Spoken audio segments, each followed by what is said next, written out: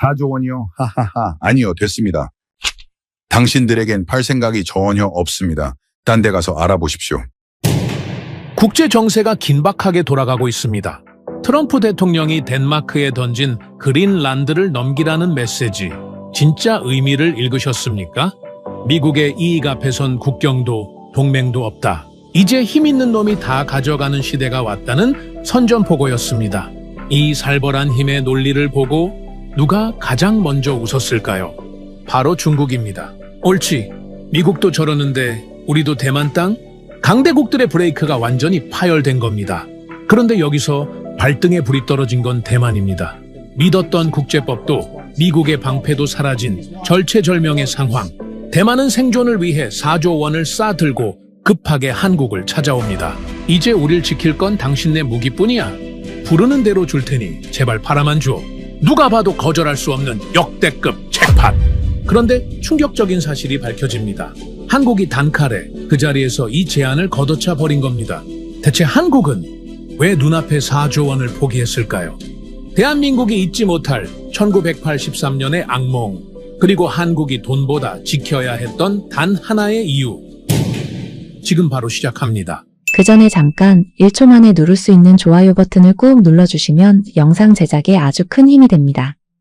그럼 바로 시작하겠습니다. 세계가 술렁였습니다. 미국 대통령이 입을 열었죠. 그린란드는 미국의 이익에 필요하다. 저는 그 순간 TV 앞에서 얼어붙었습니다. 22년간 안보를 분석해온 제가요? 필요하면 가진다. 동맹국 영토를 두고 이런 말이 나왔다는 겁니까? 그런데 더 소름 돋는 건 따로 있었습니다. 중국이 침묵한 겁니다. 반발도 없고 비난도 없었죠. 왜였을까요? 위협이 아니라 기회로 봤기 때문입니다. 그리고 이 침묵이 만든 파장. 가장 먼저 덮친 곳은 대만이었습니다. 대만은 급했습니다. 미국만으로는 안 된다는 걸 깨달은 거죠. 그래서 손을 뻗은 곳, 한국이었습니다. 그런데 한국은 거절했습니다. 수십억 달러를 거절한 겁니다. 도대체 왜였을까요? 저는 타일러 하크입니다. 미국 동부에서 태어났고 지금까지 22년간 안보와 억제 전략을 분석해온 사람이죠. 해군 관련 합동 프로젝트에서 대잠수함전과 해상 억제 시나리오를 설계했고 이후에는 방산 기술 보안 쪽에서 수출 통제와 유출 리스크를 평가하는 일을 해왔습니다. 지금은 독립자문과 국제 싱크탱크 객권연구원으로 활동하고 있죠. 쉽게 말하면 무기가 어디로 가고 어디서 새는지를 추적하는 게 제 일입니다. 전쟁은 총으로 하지만 국가는 보안으로 살아남는다.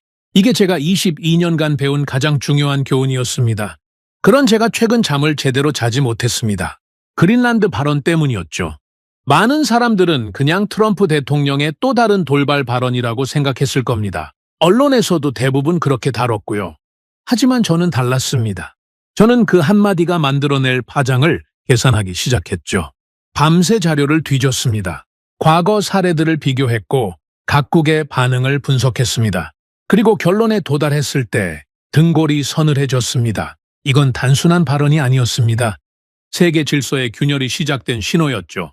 제 오랜 동료 마크에게 전화를 걸었습니다. 마크는 국무부 출신으로 동맹 정치를 오래 연구한 친구죠. 새벽 2시였지만 마크는 전화를 받았습니다. 마크도 잠을 못 자고 있었던 겁니다. 마크, 그린란드 발언 봤나? 봤지. 덴마크가 발끈하더군. 총리가 직접 반박 성명을 냈어. 그게 문제가 아니야. 중국이 뭐라고 했는지 확인했어? 잠시 침묵이 흘렀습니다. 마크도 눈치챈 거죠. 평소 같았으면 바로 대답했을 텐데 마크는 뭔가를 떠올리는 듯 했습니다. 아무 말도 안 했어. 이상하게. 그게 답이야. 중국은 이걸 위협으로 안 본 거야. 기회로 본 거지. 기회라고? 생각해봐. 미국이 필요하면 가진다는 논리를 공식적으로 꺼낸 거야. 동맹국 영토를 두고 말이야. 이게 무슨 의미인지 알겠어? 전화기 너머로 마크가 한숨을 쉬는 소리가 들렸습니다. 저도 같은 심정이었죠. 우리 둘 다 이게 어떤 결과를 낳을지 예상하고 있었으니까요. 생각해 보십시오. 베네수엘라 사태가 터졌을 때 중국은 어땠습니까? 내정 간섭이라며 강하게 반발했죠. 미국이 다른 나라 일에 개입하는 것 자체를 용납하지 않겠다는 태도였습니다. 유엔에서도 목소리를 높였고 자국 언론을 통해 연일 미국을 비난했습니다. 그런 중국이 이번에는 입을 닫았습니다. 외교부 대변인조차 별다른 논평을 내지 않았죠. 왜였을까요? 답은 간단합니다. 미국이 필요하면 가진다는 논리를 세계 앞에서 공식화했기 때문이죠. 중국 입장에서는 이게 위협이 아니라 선례가 된 겁니다. 자기들도 똑같이 할 수 있다는 명분이 생긴 거죠. 그리고 그 명분이 가리키는 곳은 어디겠습니까? 대만입니다. 저는 마크에게 물었습니다. 대만 쪽 동향은 어때? 난리가 났지. 국방부가 비상회의를 소집했다더군. 당연하겠지. 저 발언이 대만에게 어떻게 들렸겠어? 어떻게 들렸을 것 같아? 미국이 필요하면 동맹도 버린다. 그렇게 들렸을 거야. 마크는 아무 말도 하지 않았습니다. 부정할 수 없었던 거죠. 대만의 상황을 아십니까? 지금 대만 해협은 과거와 완전히 다른 국면에 접어들었습니다. 중국의 군사 활동은 단순한 위협 수준을 넘어섰죠. 훈련과 배치와 압박이 동시에 진행되고 있습니다.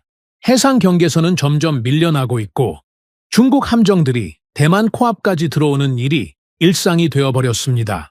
전투기들이 대만 방공식별 구역을 침범하는 건 이제 뉴스거리도 안 됩니다. 그만큼 자주 일어나니까요. 대만 입장에서는 숨통이 조여오는 느낌이었을 겁니다. 매일매일 압박의 강도가 높아지고 있었으니까요.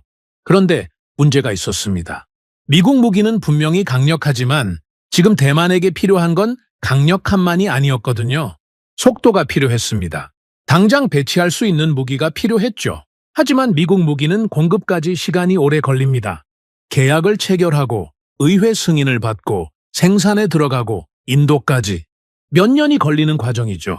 가격도 만만치 않았고 정치적인 이유로 제한되는 품목들도 있었습니다. 아무리 돈을 내도 살 수 없는 무기들이 있었던 겁니다.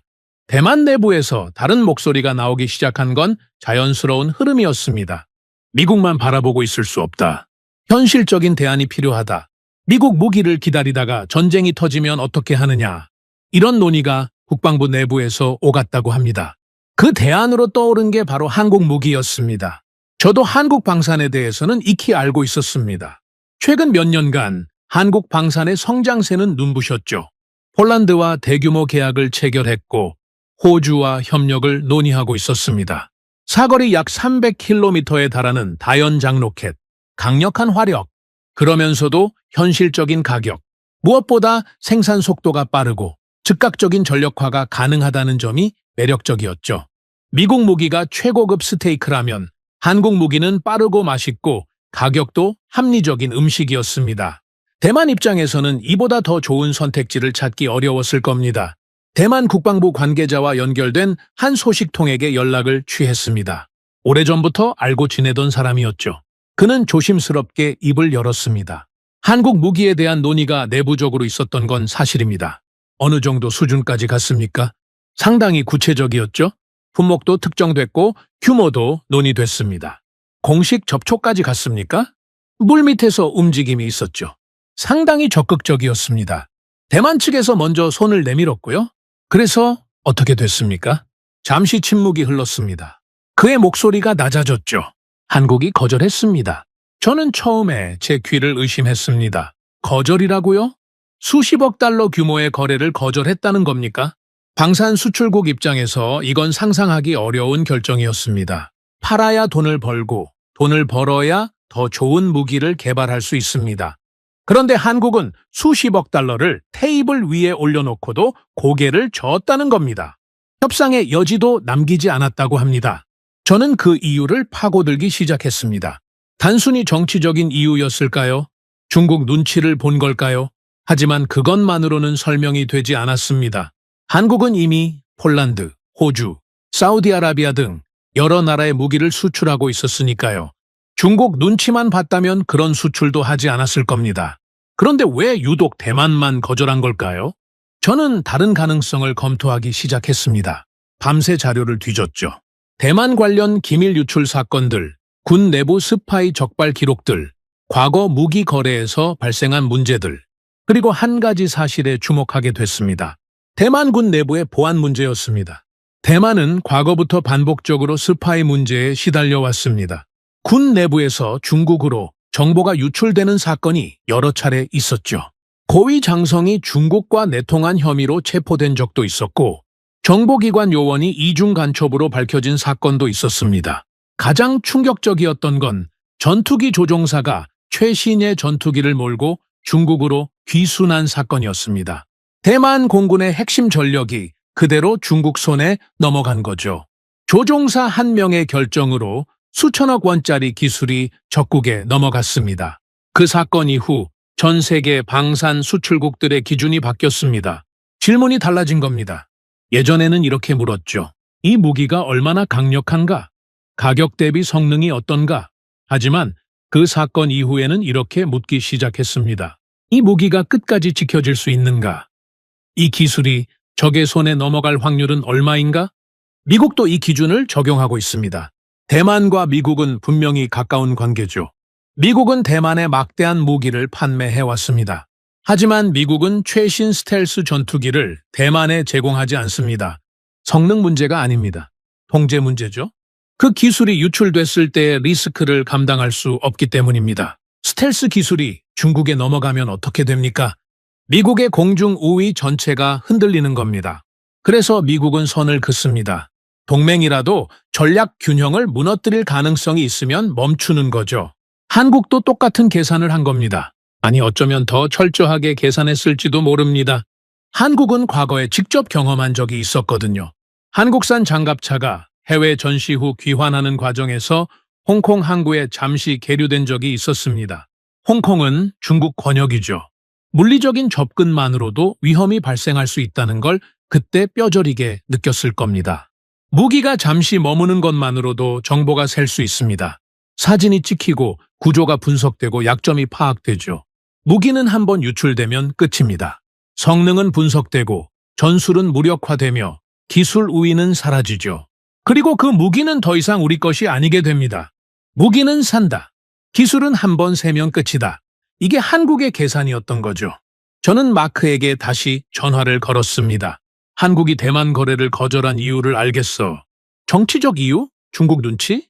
아니, 유출 확률이야. 유출 확률이라고? 대만군 내부 보안 문제, 과거 사례들, 그리고 기술이 중국으로 넘어갈 가능성.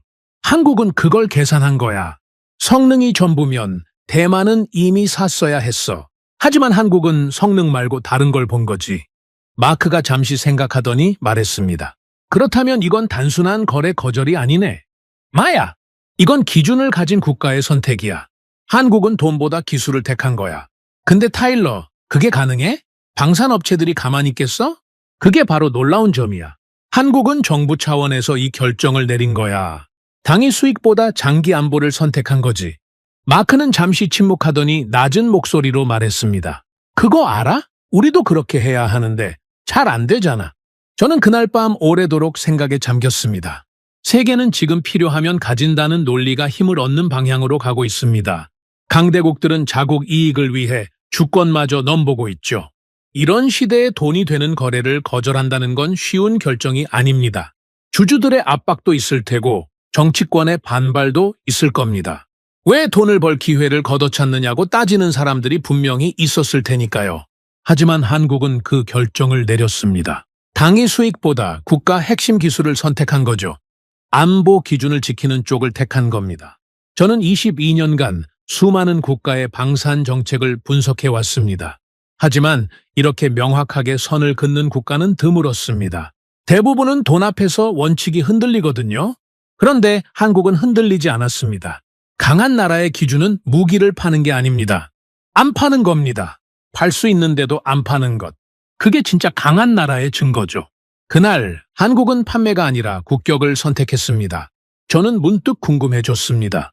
한국은 지금 어떤 나라가 되어가고 있는 걸까요? 방산 수출로 돈을 버는 나라? 아니면 기술을 지키는 나라? 신흥 방산 강국? 아니면 이미 규칙을 만드는 쪽에 선 나라? 이 질문에 대한 답을 찾기 위해 저는 더 깊이 파고들기로 했습니다. 그리고 제가 발견한 것들은 예상을 훨씬 뛰어넘는 것이었습니다.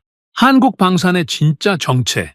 그건 제가 알고 있던 것과 완전히 달랐습니다. 강한 국가는 무기를 만드는 나라가 아닙니다. 기술을 지키는 나라입니다. 한국은 그걸 증명하고 있었습니다. 지금부터 그 이야기를 해드리겠습니다.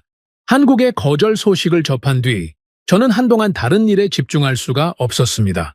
머릿속에서 계속 같은 질문이 맴돌았죠. 왜 한국은 그런 결정을 내릴 수 있었을까? 단순히 유출 리스크 때문만은 아닐 거라는 생각이 들었습니다. 그 뒤에는 뭔가 더 큰 그림이 있을 것 같았죠. 저는 한국 방산에 대해 본격적으로 파고들기로 했습니다. 솔직히 말씀드리면 저는 한국 방산을 과소평가하고 있었습니다. 물론 한국이 무기를 잘 만든다는 건 알고 있었죠. 폴란드와의 대규모 계약 소식도 들었고 중동에서 한국 무기에 대한 관심이 높아지고 있다는 것도 알았습니다.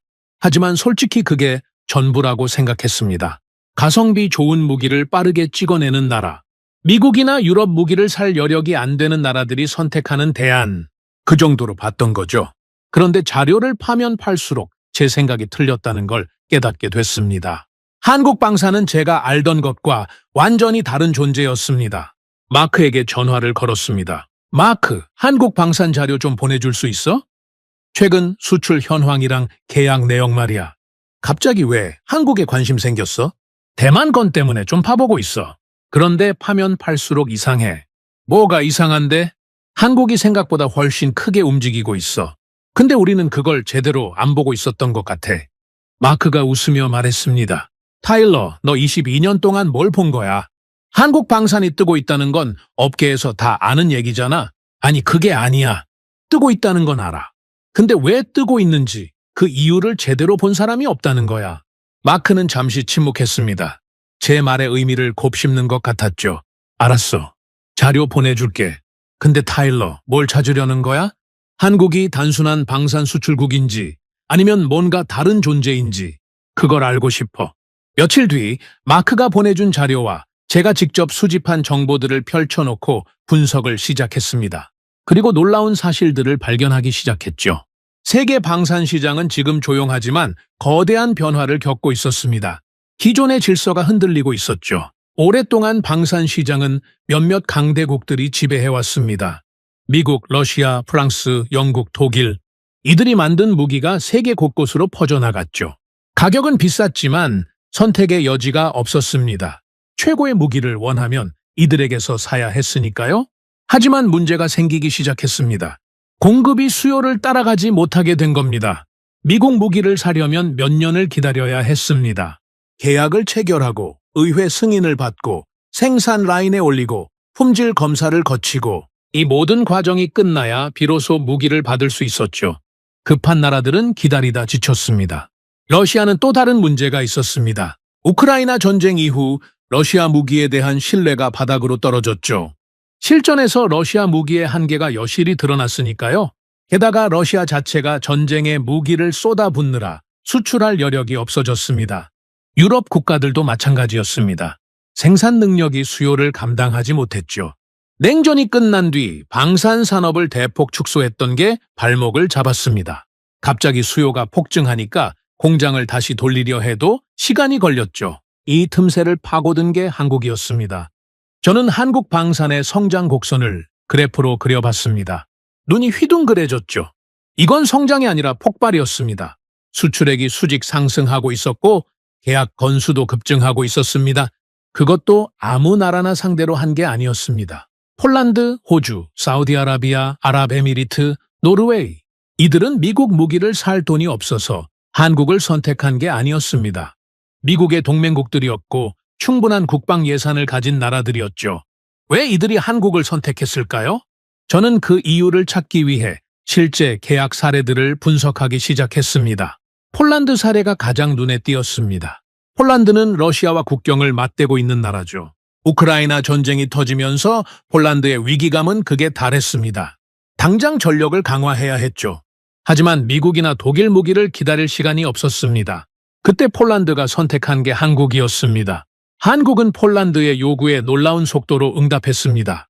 계약 체결부터 첫 번째 물량 인도까지 걸린 시간이 믿기 어려울 정도로 짧았죠. 다른 나라였으면 몇 년이 걸렸을 일을 한국은 몇 달 만에 해냈습니다. 폴란드 국방장관이 한국을 직접 방문해서 감사를 표했다는 기사를 봤습니다. 그 장면이 머릿속에서 떠나지 않았죠. 저는 한국 방산업체 관계자를 수소문해서 연락을 취했습니다. 서울에 있는 한 방산 전문가가 화상 통화에 응해 주었죠. 한국 방산업계에서 20년 넘게 일한 베테랑이었죠. 폴란드 계약건에 대해 여쭤봐도 될까요? 어떻게 그렇게 빠른 납품이 가능했습니까? 박 팀장님은 잠시 생각하더니 대답했습니다. 우리는 항상 준비가 돼 있었습니다. 그게 답이에요. 준비가 돼 있었다니요? 한국은 휴전 중인 나라입니다. 북한과 군사적 대치가 70년 넘게 계속되고 있죠. 우리에게 무기는 수출 상품이기 전에 생존 도구입니다. 그래서 생산 라인이 항상 가동 중이에요. 유사시에 바로 찍어낼 수 있도록요. 저는 그 말을 듣고 무릎을 쳤습니다. 그거였습니다. 한국 방산의 비밀은 거기에 있었던 겁니다. 다른 나라들은 평화로운 시기에 방산 산업을 축소했습니다. 효율성을 이유로 생산 라인을 줄였죠. 그러다가 갑자기 수요가 폭증하니까 대응을 못한 겁니다. 하지만 한국은 달랐습니다. 한국은 단 한 번도 평화로운 적이 없었죠. 휴전선 너머에는 항상 위협이 있었고 그 위협에 대응하기 위해 방산 산업을 유지해 왔습니다. 그게 지금 세계 시장에서 엄청난 경쟁력으로 작용하고 있는 겁니다. 박 팀장님에게 물었습니다. 그렇다면 한국 무기의 경쟁력은 속도라고 볼 수 있겠네요? 속도만은 아닙니다. 가격도 있고 품질도 있죠. 하지만 가장 중요한 건 따로 있어요. 뭡니까? 실전 경험입니다. 실전 경험이요? 박 팀장님이 진지한 표정으로 말했습니다. 한국 무기는 책상에서 설계된 게 아닙니다. 실제 위협에 대응하면서 만들어진 거예요. 북한의 장사정포, 미사일, 잠수함, 이런 위협들에 맞서기 위해 개발된 무기들이죠. 그래서 한국 무기는 스펙 경쟁을 하지 않습니다. 현실에서 작동하는가? 그게 우리의 기준이에요.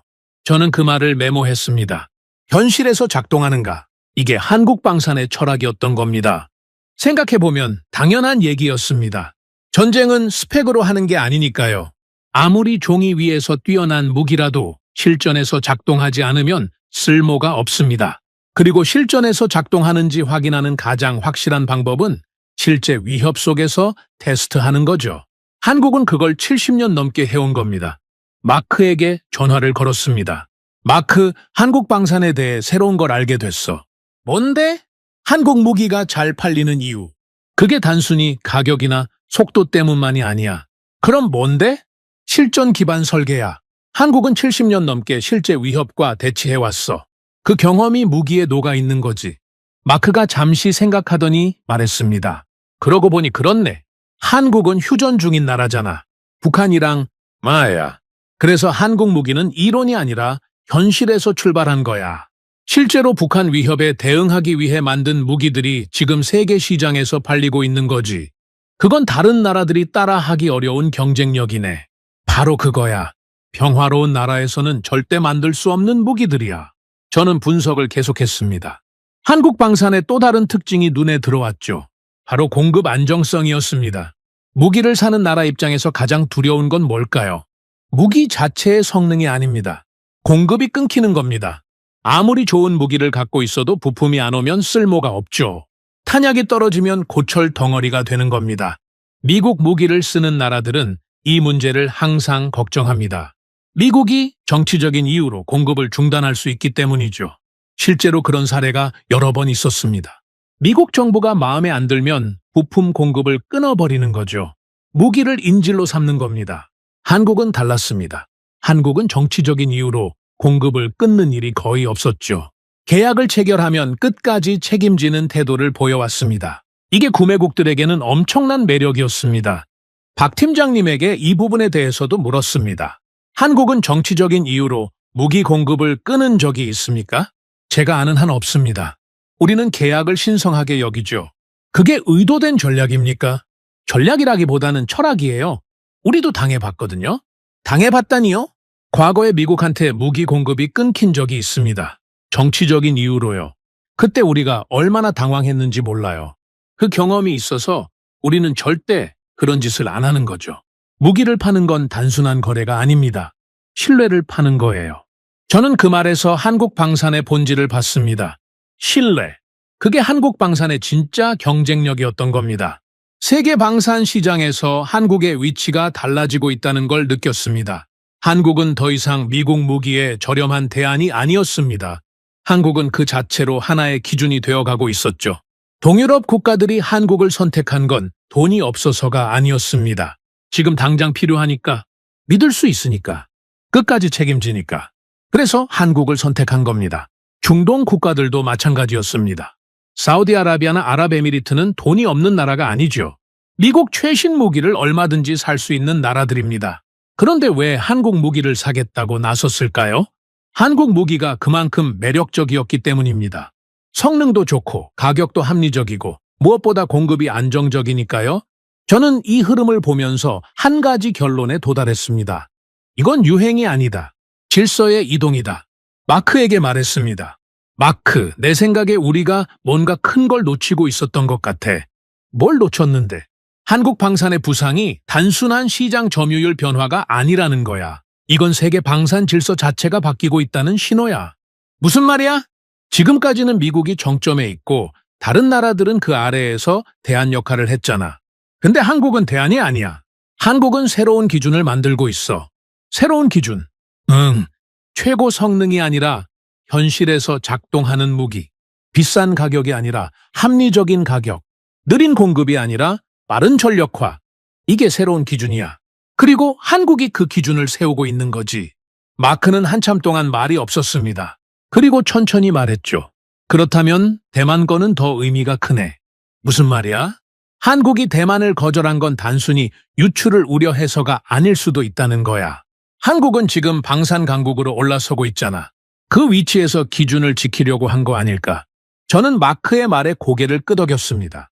그랬을지도 모릅니다. 한국은 단순히 리스크를 피하려고 거절한 게 아니었을 겁니다. 자신들이 세우고 있는 기준을 지키려고 한 거죠. 팔 수 있지만 안 파는 것. 그게 기준을 가진 나라의 선택이니까요. 저는 한국 방산에 대한 분석을 마무리하면서 한 가지 확신을 갖게 됐습니다. 한국은 더 이상 신흥 방산국이 아닙니다. 한국은 이미 방산 강국의 반열에 올라섰고 더 나아가 새로운 질서를 만들어가고 있었죠. 강한 나라는 무기를 많이 파는 나라가 아닙니다. 기준을 세우는 나라입니다. 한국은 그 기준을 세우고 있었습니다. 그리고 그 기준은 단순한 성능이나 가격이 아니었죠. 신뢰, 책임, 그리고 절제. 이게 한국 방산의 기준이었습니다. 저는 창밖을 바라보며 생각했습니다. 한국은 어디까지 갈 수 있을까? 이 작은 나라가 세계 방산 질서를 어디까지 바꿀 수 있을까? 그 답을 찾기 위해 저는 더 깊이 파고들기로 했습니다. 그리고 제가 다음에 발견한 것은 한국 방산의 진짜 철학이었습니다. 그건 제가 예상했던 것보다 훨씬 깊고 단단한 것이었죠. 한국 방산의 성장세를 분석하면서 저는 한 가지 의문이 풀리지 않았습니다.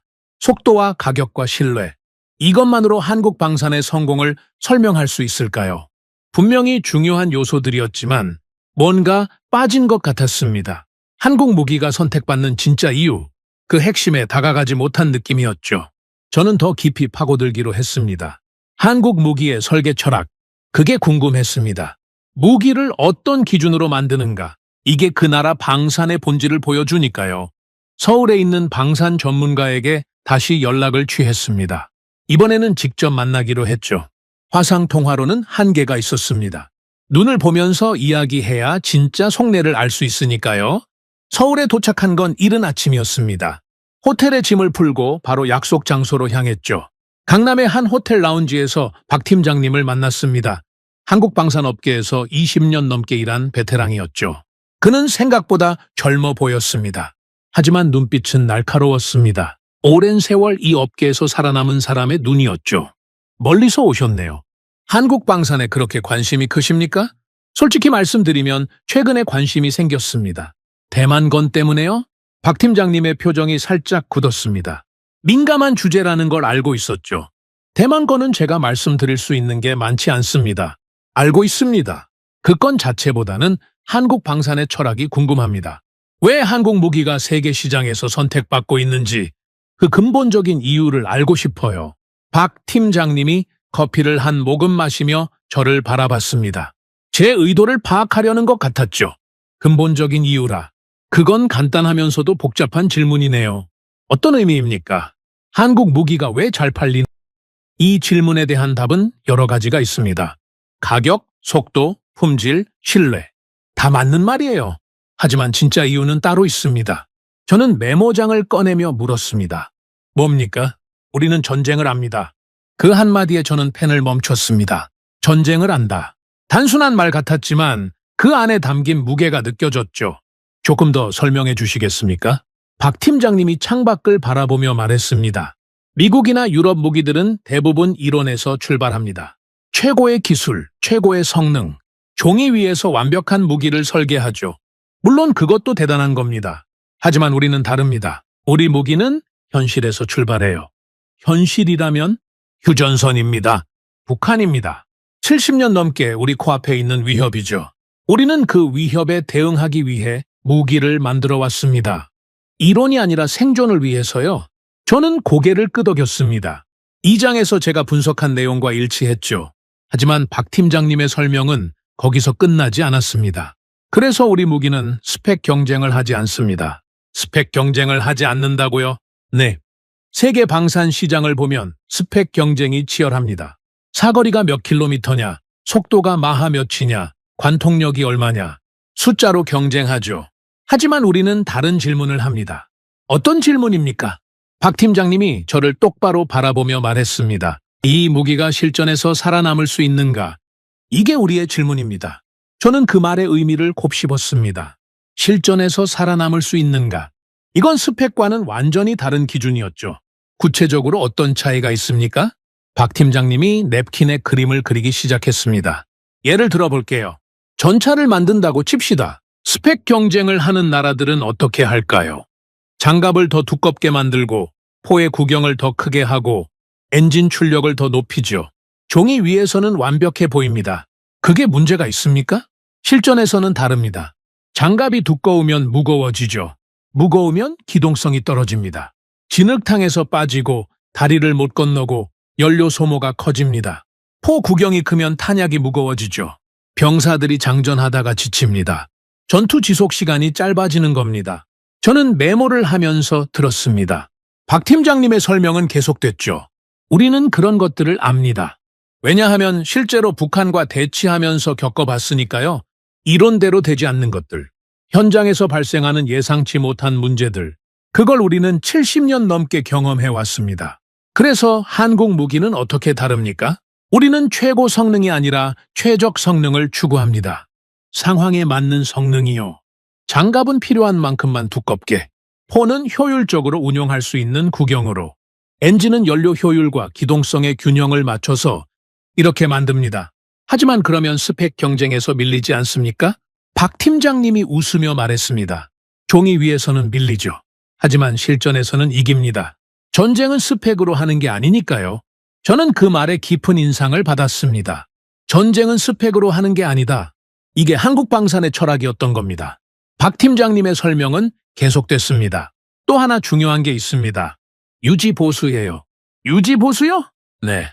최첨단 무기는 유지보수가 어렵습니다. 고장나면 전문가가 와야 하고 부품도 특수 제작이라 시간이 걸리죠. 평화로운 시기에는 괜찮습니다. 하지만 전쟁 중에는요, 적이 기다려주지 않습니다. 그래서 한국 무기는 어떻게 설계합니까? 현장에서 고칠 수 있게 만듭니다. 일반 병사가 기본적인 정비를 할 수 있게요. 부품도 가능하면 범용 부품을 씁니다. 특수 부품이 없어서 무기가 멈추는 일이 없도록요. 저는 고개를 끄덕였습니다. 이건 실전 경험이 없으면 절대 나올 수 없는 발상이었죠. 하나 더 있습니다. 대량 운용 가능성이에요. 대량 운용 가능성? 전쟁은 숫자 싸움입니다. 아무리 좋은 무기가 있어도 수량이 부족하면 지죠. 그래서 우리는 무기를 설계할 때 대량 생산이 가능한지를 먼저 봅니다. 가격도 중요하고요. 비싸면 많이 못 사니까요. 그래서 한국 무기가 가격 경쟁력이 있는 겁니까? 가격 경쟁력이 아닙니다. 생존 경쟁력이에요. 우리는 북한과 싸워야 합니다. 북한은 무기를 엄청나게 많이 갖고 있죠. 질로 이기려면 우리도 양이 필요합니다. 그래서 우리 무기는 처음부터 대량 생산을 염두에 두고 설계됩니다. 저는 그제야 한국 무기의 가격이 왜 저렴한지 이해가 됐습니다. 싸구려라서 싼 게 아니었습니다. 처음부터 많이 만들 수 있게 설계했기 때문에 싼 거였죠. 철학이 다른 겁니다. 박 팀장님에게 물었습니다. 그렇다면 한국 무기의 진짜 경쟁력은 뭐라고 정의할 수 있습니까? 박 팀장님이 잠시 생각하더니 대답했습니다. 절제입니다. 절제요? 네. 과하지 않은 것, 필요한 만큼만 갖추는 것. 그게 우리 무기의 특징이에요. 최고가 아니라 최적을 추구하는 거죠. 저는 그 단어를 메모했습니다. 절제. 이건 제가 예상하지 못한 답이었습니다. 무기라고 하면 보통 강함, 파괴력, 위력 같은 단어를 떠올리잖아요. 그런데 한국 방산의 핵심이 절제라니 역설적이면서도 깊은 의미가 있었습니다. 그 절제가 수출 전략에도 반영됩니까? 박 팀장님이 고개를 끄덕였습니다. 당연하죠. 우리는 무기를 팔 때도 같은 기준을 적용합니다. 이 무기가 구매국에 적합한가? 그들의 상황에 맞는가?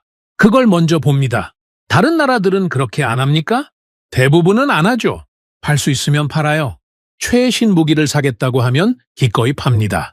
구매국이 그걸 제대로 운용할 수 있는지는 신경 안 쓰죠. 하지만 우리는 다릅니다. 왜 그렇습니까? 우리 무기가 제대로 쓰이지 않으면 우리 평판에도 문제가 생기니까요. 그리고 더 중요한 건 우리는 무기를 상품으로 안 봅니다. 국가 생존 체계의 일부로 보죠. 그래서 함부로 팔지 않습니다. 저는 그 말에서 대만건의 실마리를 봤습니다. 그래서 대만에 안 판 겁니까? 박 팀장님의 표정이 굳어졌습니다. 잠시 침묵이 흘렀죠. 그건 제가 말씀드릴 수 있는 범위를 벗어납니다. 하지만 한 가지는 말씀드릴 수 있어요. 뭡니까? 우리는 팔 수 있는가 보다 지켜질 수 있는가를 먼저 봅니다. 그게 우리의 기준이에요. 팔 수 있는가 보다 지켜질 수 있는가를 먼저 본다. 이 말이 머릿속에서 계속 맴돌았습니다. 이게 한국 방산의 본질이었던 겁니다. 저는 호텔로 돌아와서 생각을 정리했습니다. 박 팀장님과의 대화에서 얻은 것들이 머릿속에서 하나로 연결되기 시작했죠. 한국 무기의 경쟁력, 그건 화력이 아니었습니다. 절제였습니다. 과하지 않은 성능, 현실에 맞는 설계, 대량 운용 가능성, 유지 보수의 용이함, 이 모든 것이 절제라는 철학에서 나온 거였죠. 그리고 이 철학은 수출 전략에도 그대로 반영됐습니다. 팔 수 있는가 보다 지켜질 수 있는가를 먼저 보는 것. 이게 한국이 대만을 거절한 진짜 이유였을 겁니다. 마크에게 전화를 걸었습니다. 마크, 서울에서 중요한 걸 알게 됐어. 뭔데? 한국 무기의 진짜 경쟁력. 그게 뭔지 알아? 가격? 속도? 아니, 절제야. 절제? 무기의 절제라니. 무슨 말이야? 한국은 최고 성능을 추구하지 않아. 최적 성능을 추구하지. 과하지 않은 것. 현실에 맞는 것. 그게 한국 방산의 철학이야.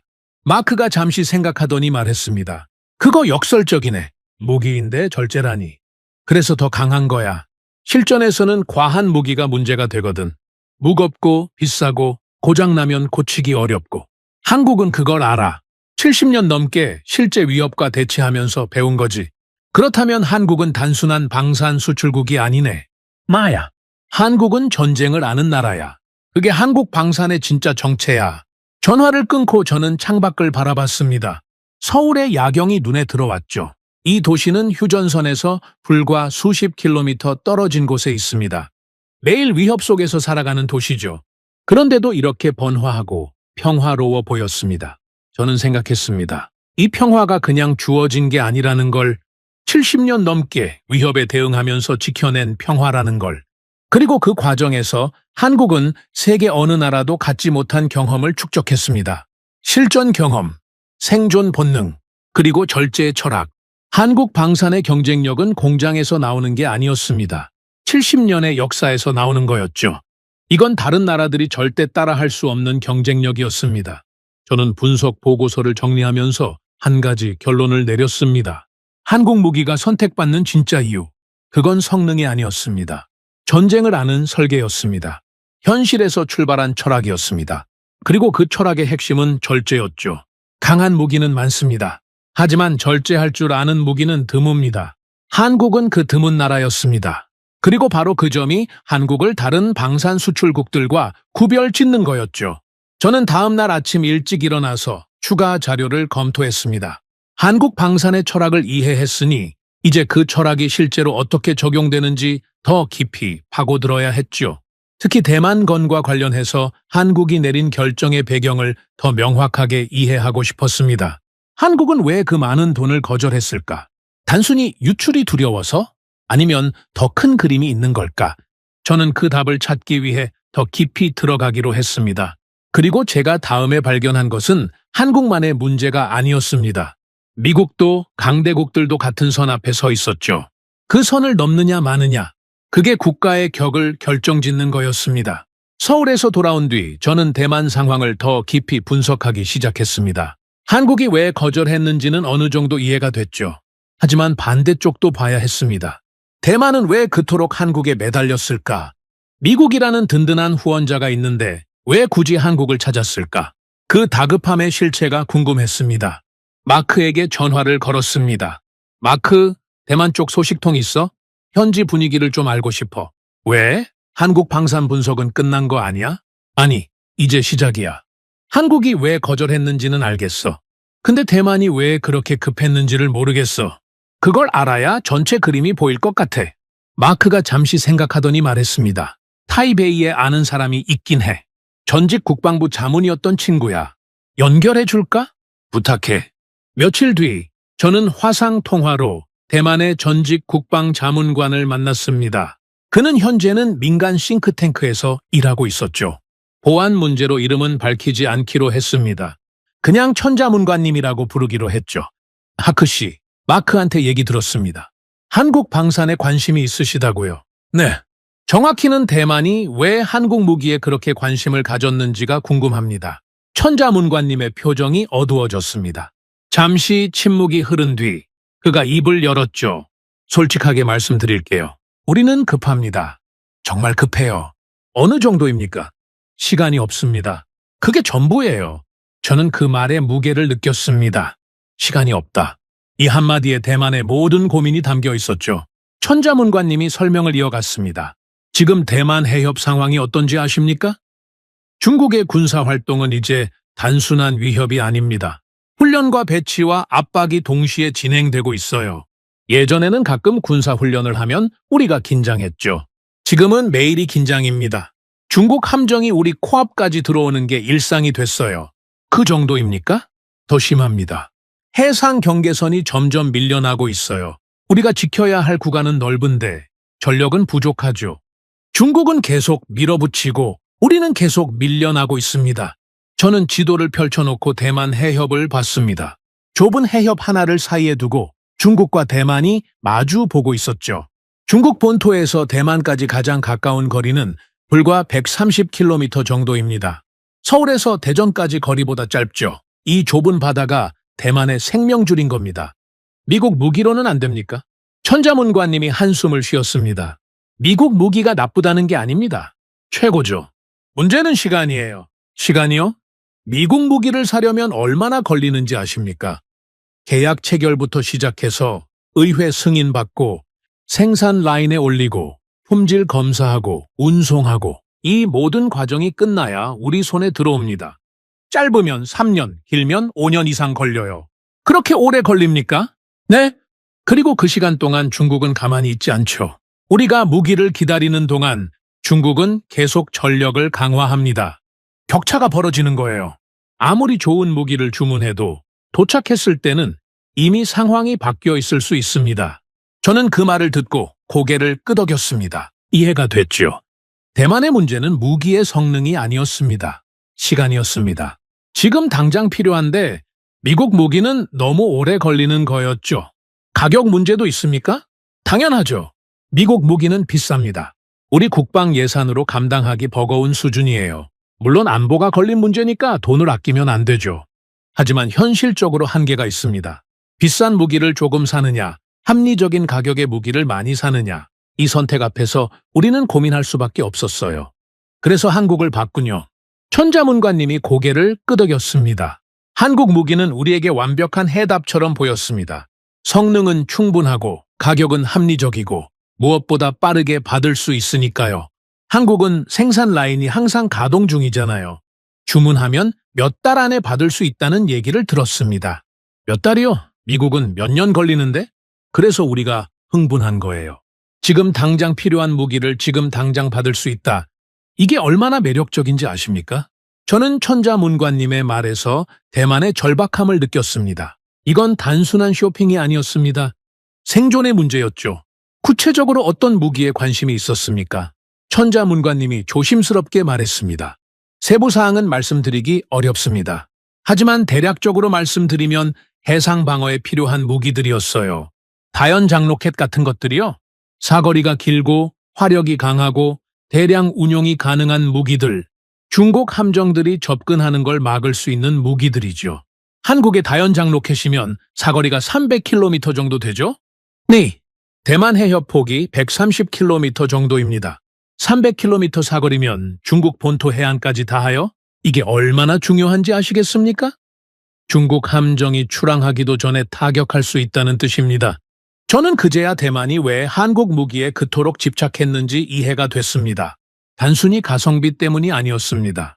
전략적으로 딱 맞는 무기였던 거죠. 미국한테는 비슷한 무기를 못 삽니까? 천자문관님의 표정이 복잡해졌습니다. 살 수는 있죠. 하지만 문제가 있습니다. 어떤 문제요? 미국은 우리에게 모든 무기를 파는 게 아닙니다. 정치적인 이유로 제한되는 품목들이 있어요. 어떤 품목들입니까? 최신 무기들이요. 특히 공격용 무기는 제한이 심합니다. 미국은 우리에게 방어용 무기는 팔지만 공격 능력이 강한 무기는 꺼려해요. 중국을 자극하고 싶지 않으니까요. 저는 그 말에 아이러니를 느꼈습니다. 미국은 대만을 지지한다고 말하면서 정작 대만이 필요한 무기는 안 파는 거였죠. 그래서 미국 무기만으로는 부족하다고 느낀 겁니까? 부족하다기보다는 미국 무기만으로는 우리가 원하는 방어 체계를 완성할 수 없다는 거예요. 빈 곳이 있는 거죠. 그 빈 곳을 채울 수 있는 게 한국 무기였습니다. 천자문관님이 잠시 말을 멈췄다가 이어갔습니다. 우리 내부에서는 이런 평가가 있었어요. 한국 무기는 미국의 대안이 아니다. 미국을 보완하는 현실적 해답이다. 이게 우리의 결론이었습니다. 미국을 보완하는 현실적 해답. 이 말이 머릿속에 남았습니다. 대만은 미국을 버리려 한 게 아니었습니다. 미국만으로는 채울 수 없는 빈틈을 한국으로 메우려 했던 거죠. 그런데 한국이 거절했죠. 천자문관님의 얼굴에 그림자가 드리워졌습니다. 네, 거절했습니다. 어떤 기분이었습니까? 솔직히요, 당황했습니다. 이해가 안 됐어요. 왜 안 파는 거지? 돈이 문제야? 아니면 정치적인 이유야? 여러 가지 추측이 있었죠. 지금은 이해가 됩니까? 천자문관님이 잠시 생각하더니 대답했습니다. 어느 정도는요. 한국 입장에서 생각해보면 이해가 됩니다. 우리 군 내부에 보안 문제가 있다는 건 우리도 알아요. 과거에 스파이 사건들이 있었죠. 한국이 그걸 우려한 거라면 뭐라고 할 수 없습니다. 그래도 아쉽지 않습니까? 아쉽죠. 당연히 아쉽습니다. 하지만 한국을 원망하지는 않아요. 한국은 자기들 기준에 따라 판단한 거니까요. 그 기준이 틀렸다고 말할 수는 없죠. 저는 천자문관님의 성숙한 태도에 감탄했습니다. 거절당한 쪽인데도 상대방의 입장을 이해하려 했으니까요. 앞으로 대만은 어떻게 할 겁니까? 천자문관님이 창밖을 바라보며 말했습니다. 계속 노력해야죠. 한국이 아니면 다른 곳을 찾아야 합니다. 하지만 솔직히 한국만 한 곳이 없어요. 그래서 더 어려운 거죠. 시간은 계속 흐르고 있고요. 네, 그게 가장 무서운 겁니다. 시간은 우리 편이 아니에요. 화상 통화를 끝내고 저는 한참 동안 생각에 잠겼습니다. 대만의 상황이 눈앞에 그려졌죠. 거대한 중국이 코앞에서 압박하고 있고 미국은 도와주겠다고 하면서도 제대로 된 무기는 안 팔고 시간은 계속 흐르고 있고 이 절박함 속에서 한국이 유일한 희망처럼 보였을 겁니다. 그런데 그 한국마저 거절한 거죠. 마크에게 전화를 걸었습니다. 마크, 대만 자문관이랑 얘기했어. 어땠어? 대만이 왜 그렇게 급했는지 알겠어. 이건 단순한 무기 구매가 아니야. 생존의 문제야. 그 정도야? 시간이 없대. 미국 무기는 너무 오래 걸리고 가격도 비싸고 게다가 정치적 이유로 제한되는 품목도 있고 한국이 유일한 대안이었던 거야. 마크가 한숨을 쉬며 말했습니다. 그런데 한국이 거절했으니까 마야. 대만 입장에서는 정말 절망적이었을 거야. 근데 타일러, 한국 입장도 이해가 돼. 유출 리스크가 너무 크잖아. 나도 알아. 양쪽 다 이해가 돼. 그게 더 복잡한 거지. 저는 전화를 끊고 창밖을 바라봤습니다. 해가 지고 있었죠. 어둠이 내려오는 걸 보면서 대만의 상황을 떠올렸습니다. 대만에게도 어둠이 내려오고 있는 걸까? 시간이 흐를수록 중국의 압박은 강해지고 대만의 선택지는 줄어들고 있었습니다. 대만의 선택은 감정이 아니라 계산이었습니다. 시간과의 싸움에서 가장 합리적인 답을 찾은 거였죠. 그리고 그 답이 한국이었습니다. 하지만 한국은 다른 계산을 했습니다. 단기적인 이익보다 장기적인 리스크를 본 거죠. 누가 옳은 걸까요? 저는 판단할 수 없었습니다. 양쪽 다 나름의 논리가 있었으니까요. 다만 한 가지는 확실했습니다. 이건 단순한 무기 거래가 아니었습니다. 국가의 운명이 걸린 선택이었죠. 저는 분석 노트를 펼치고 정리하기 시작했습니다. 대만이 한국을 선택한 이유, 속도, 가격, 전략적 적합성, 그리고 시간에 쫓기는 절박함. 이 모든 요소가 대만을 한국으로 이끌었습니다. 하지만 한국은 다른 기준을 가지고 있었죠. 팔 수 있는가보다 지켜질 수 있는가를 먼저 보는 기준. 이 두 기준이 충돌한 겁니다. 그리고 한국의 기준이 이겼죠. 대만의 절박함보다 한국의 원칙이 더 강했던 겁니다. 저는 펜을 놓고 생각했습니다. 한국의 선택이 옳았을까? 당장의 이익을 포기하고 원칙을 지킨 것. 그게 장기적으로 한국에게 어떤 결과를 가져올까? 아직은 알 수 없었습니다. 하지만 한 가지는 분명했죠. 한국은 흔들리지 않았습니다. 그리고 그 단단함이 저를 놀라게 했습니다. 다음 날 아침, 저는 새로운 질문을 품고 일어났습니다. 한국이 거절한 진짜 이유. 유출 리스크는 표면적인 이유일 뿐 더 깊은 곳에 다른 논리가 있을 것 같았습니다. 그 논리를 찾기 위해 저는 더 깊이 파고들기로 했습니다. 그리고 제가 발견한 것은 단순한 리스크 계산이 아니었습니다. 그건 무기를 대하는 근본적인 철학의 차이였죠. 성능이 아니라 확률, 이익이 아니라 생존. 한국은 그 기준으로 세상을 보고 있었습니다. 대만과의 화상 통화 이후 저는 본격적으로 자료 조사에 들어갔습니다. 한국이 대만을 거절한 이유, 표면적으로는 유출 리스크라고 했지만 그 안에 어떤 논리가 있는지 더 깊이 파고들고 싶었죠. 직접 현장에 가지 않아도 알 수 있는 것들이 있었습니다. 공개된 자료, 언론 보도, 학술 논문, 싱크탱크 보고서. 이런 것들을 모으면 전체 그림이 보이니까요. 저는 먼저 대만군의 보안 문제에 대한 자료를 수집하기 시작했습니다. 그리고 놀라운 사실들을 발견했죠. 대만군 내부의 스파이 문제는 제가 생각했던 것보다 훨씬 심각했습니다. 마크에게 전화를 걸었습니다. 마크, 대만군 스파이 사건 자료 좀 찾아봤어? 어느 정도는. 왜? 나도 찾아봤는데 이거 생각보다 심각하더라. 얼마나? 지난 20년간 적발된 스파이 사건만 수십 건이야. 그것도 적발된 것만. 적발 안 된 건 얼마나 더 있겠어. 마크가 한숨을 쉬었습니다. 그 정도야. 응. 그리고 더 충격적인 건 고위급에서도 터졌다는 거야. 장성급 인사가 중국과 내통한 혐의로 체포된 적도 있고 정보기관 요원이 이중 간첩으로 밝혀진 사건도 있었어. 그러면 보안체계 자체가 문제라는 거네. 그렇지. 단순히 몇몇 개인의 일탈이 아니야. 구조적인 문제가 있는 거야. 저는 수집한 자료들을 책상 위에 펼쳐놓고 분석을 시작했습니다. 대만군의 스파이 문제는 크게 세 가지 유형으로 나뉘었죠. 첫 번째는 금전적 유혹이었습니다. 중국은 대만군 관계자들에게 거액을 제시하며 정보를 빼냈습니다. 월급이 넉넉하지 않은 하급 장교들이 주로 타깃이 됐죠. 몇 년치 연봉에 해당하는 돈을 받고 기밀 문서를 넘긴 사례들이 여러 건 있었습니다. 두 번째는 이념적 동조였습니다. 대만 내부에는 중국과의 통일을 지지하는 사람들이 있습니다. 이들 중 일부가 군에 들어가서 의도적으로 정보를 유출한 사례들이 있었죠.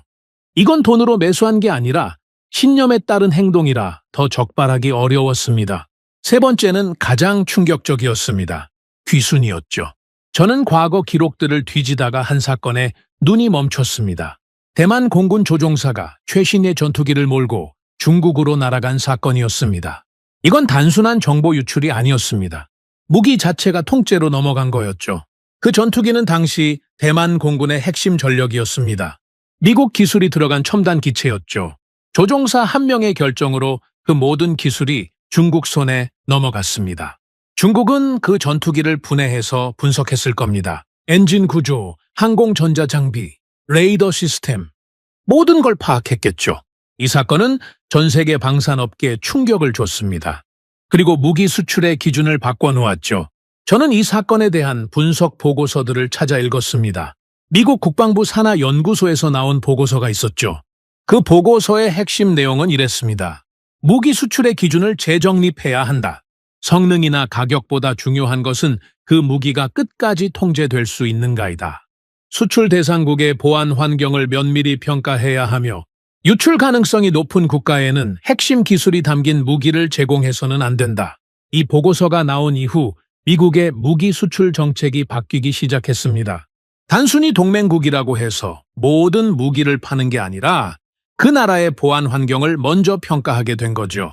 마크에게 이 내용을 공유했습니다. 마크, 그 전투기 귀순 사건 이후로 미국 무기 수출 정책이 바뀌었더라. 어떻게? 성능보다 통제 가능성을 먼저 본대. 아무리 돈을 내도 보안 환경이 불안하면 안 판다는 거지. 그래서 대만의 최신 스텔스 전투기를 안 파는 거구나. 마야, 성능 문제가 아니야. 유출될까봐 안 파는 거지.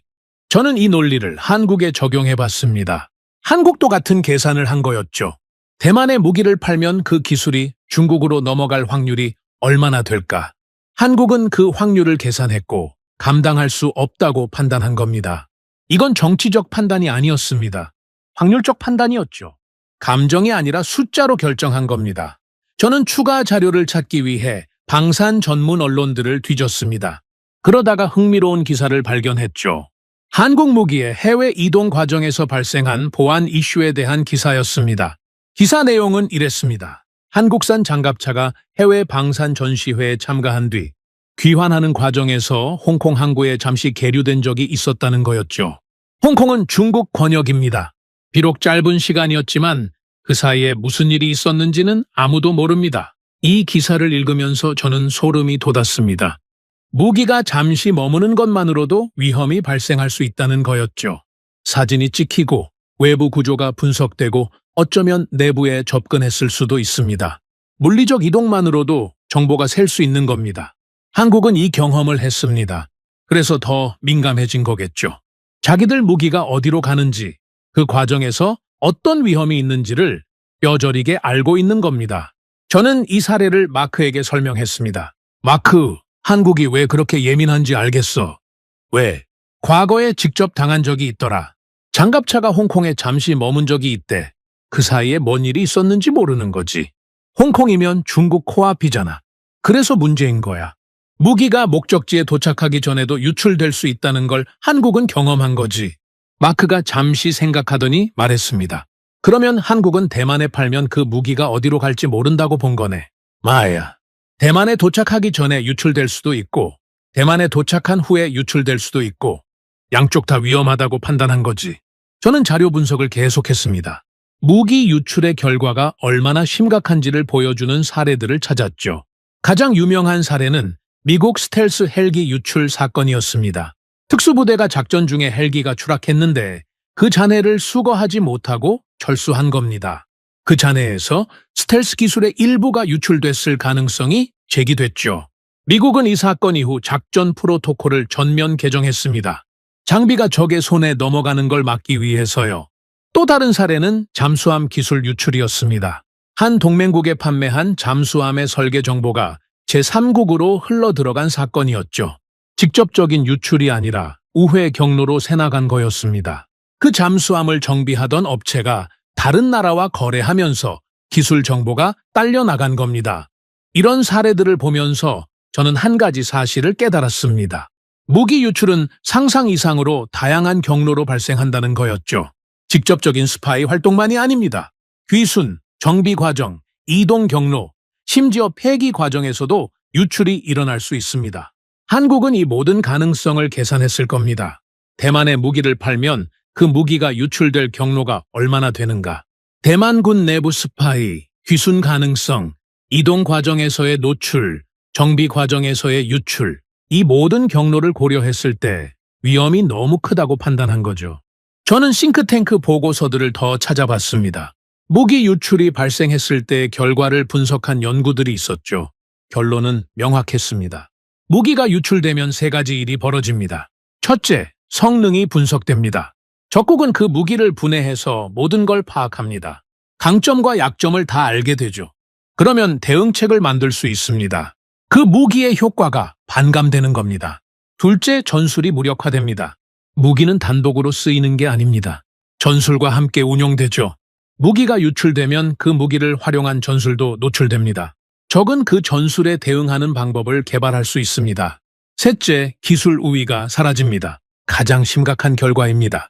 그 무기에 들어간 핵심 기술이 적의 손에 넘어가면 적도 비슷한 무기를 만들 수 있게 됩니다. 수년간 연구 개발에 투자한 기술적 우위가 한순간에 증발하는 거죠.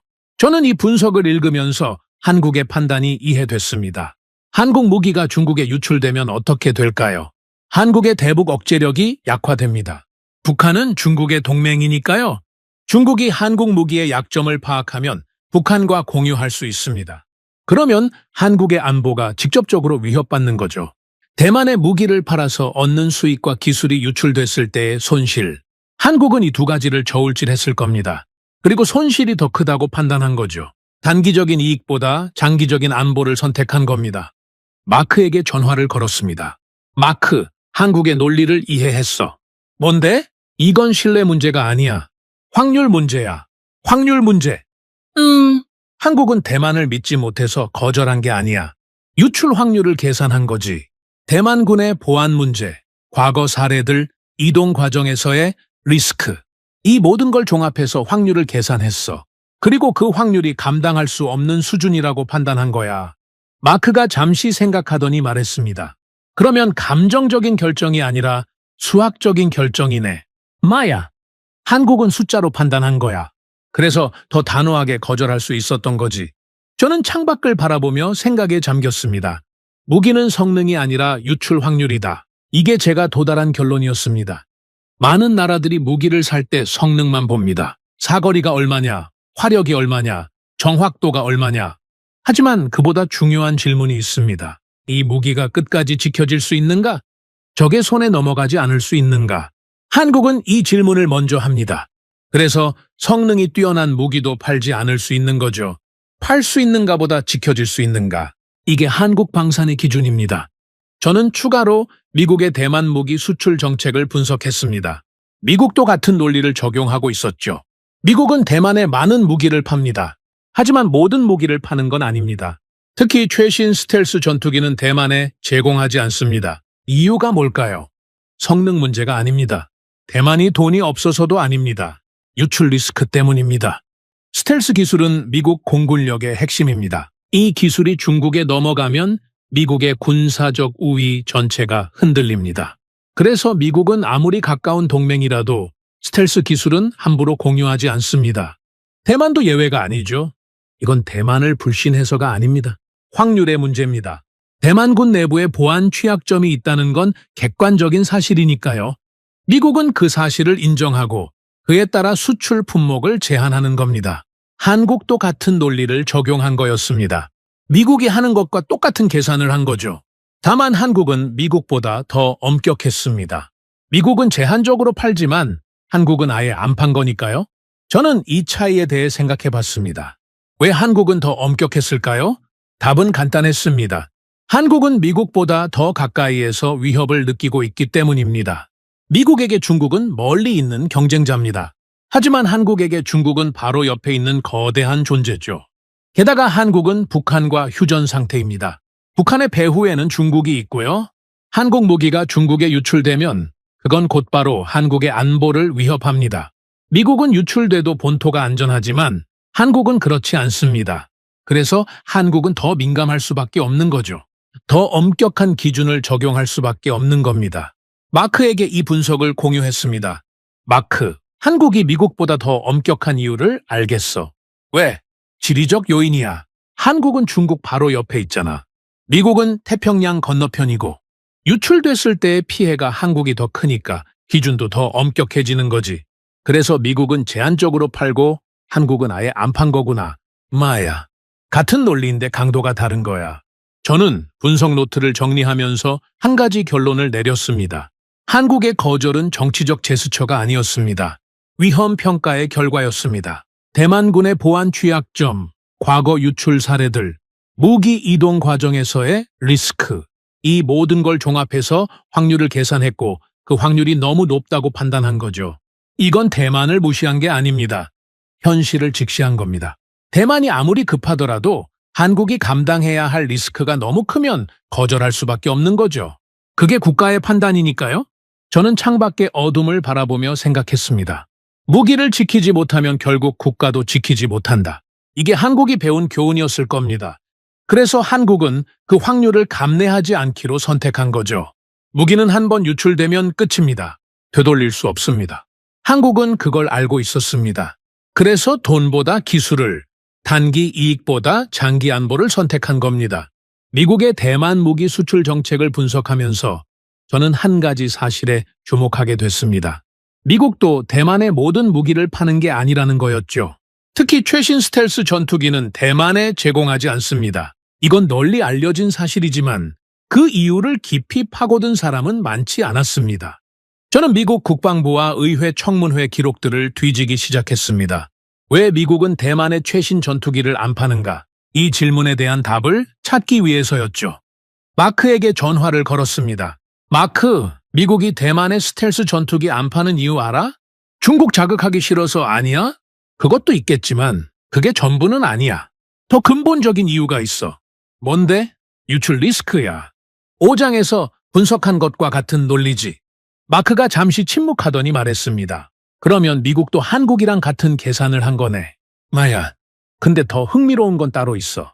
미국이 이 기준을 얼마나 엄격하게 적용하는지를 보면 놀라워. 저는 수집한 자료들을 분석하기 시작했습니다. 미국의 무기 수출 정책은 단순하지 않았습니다.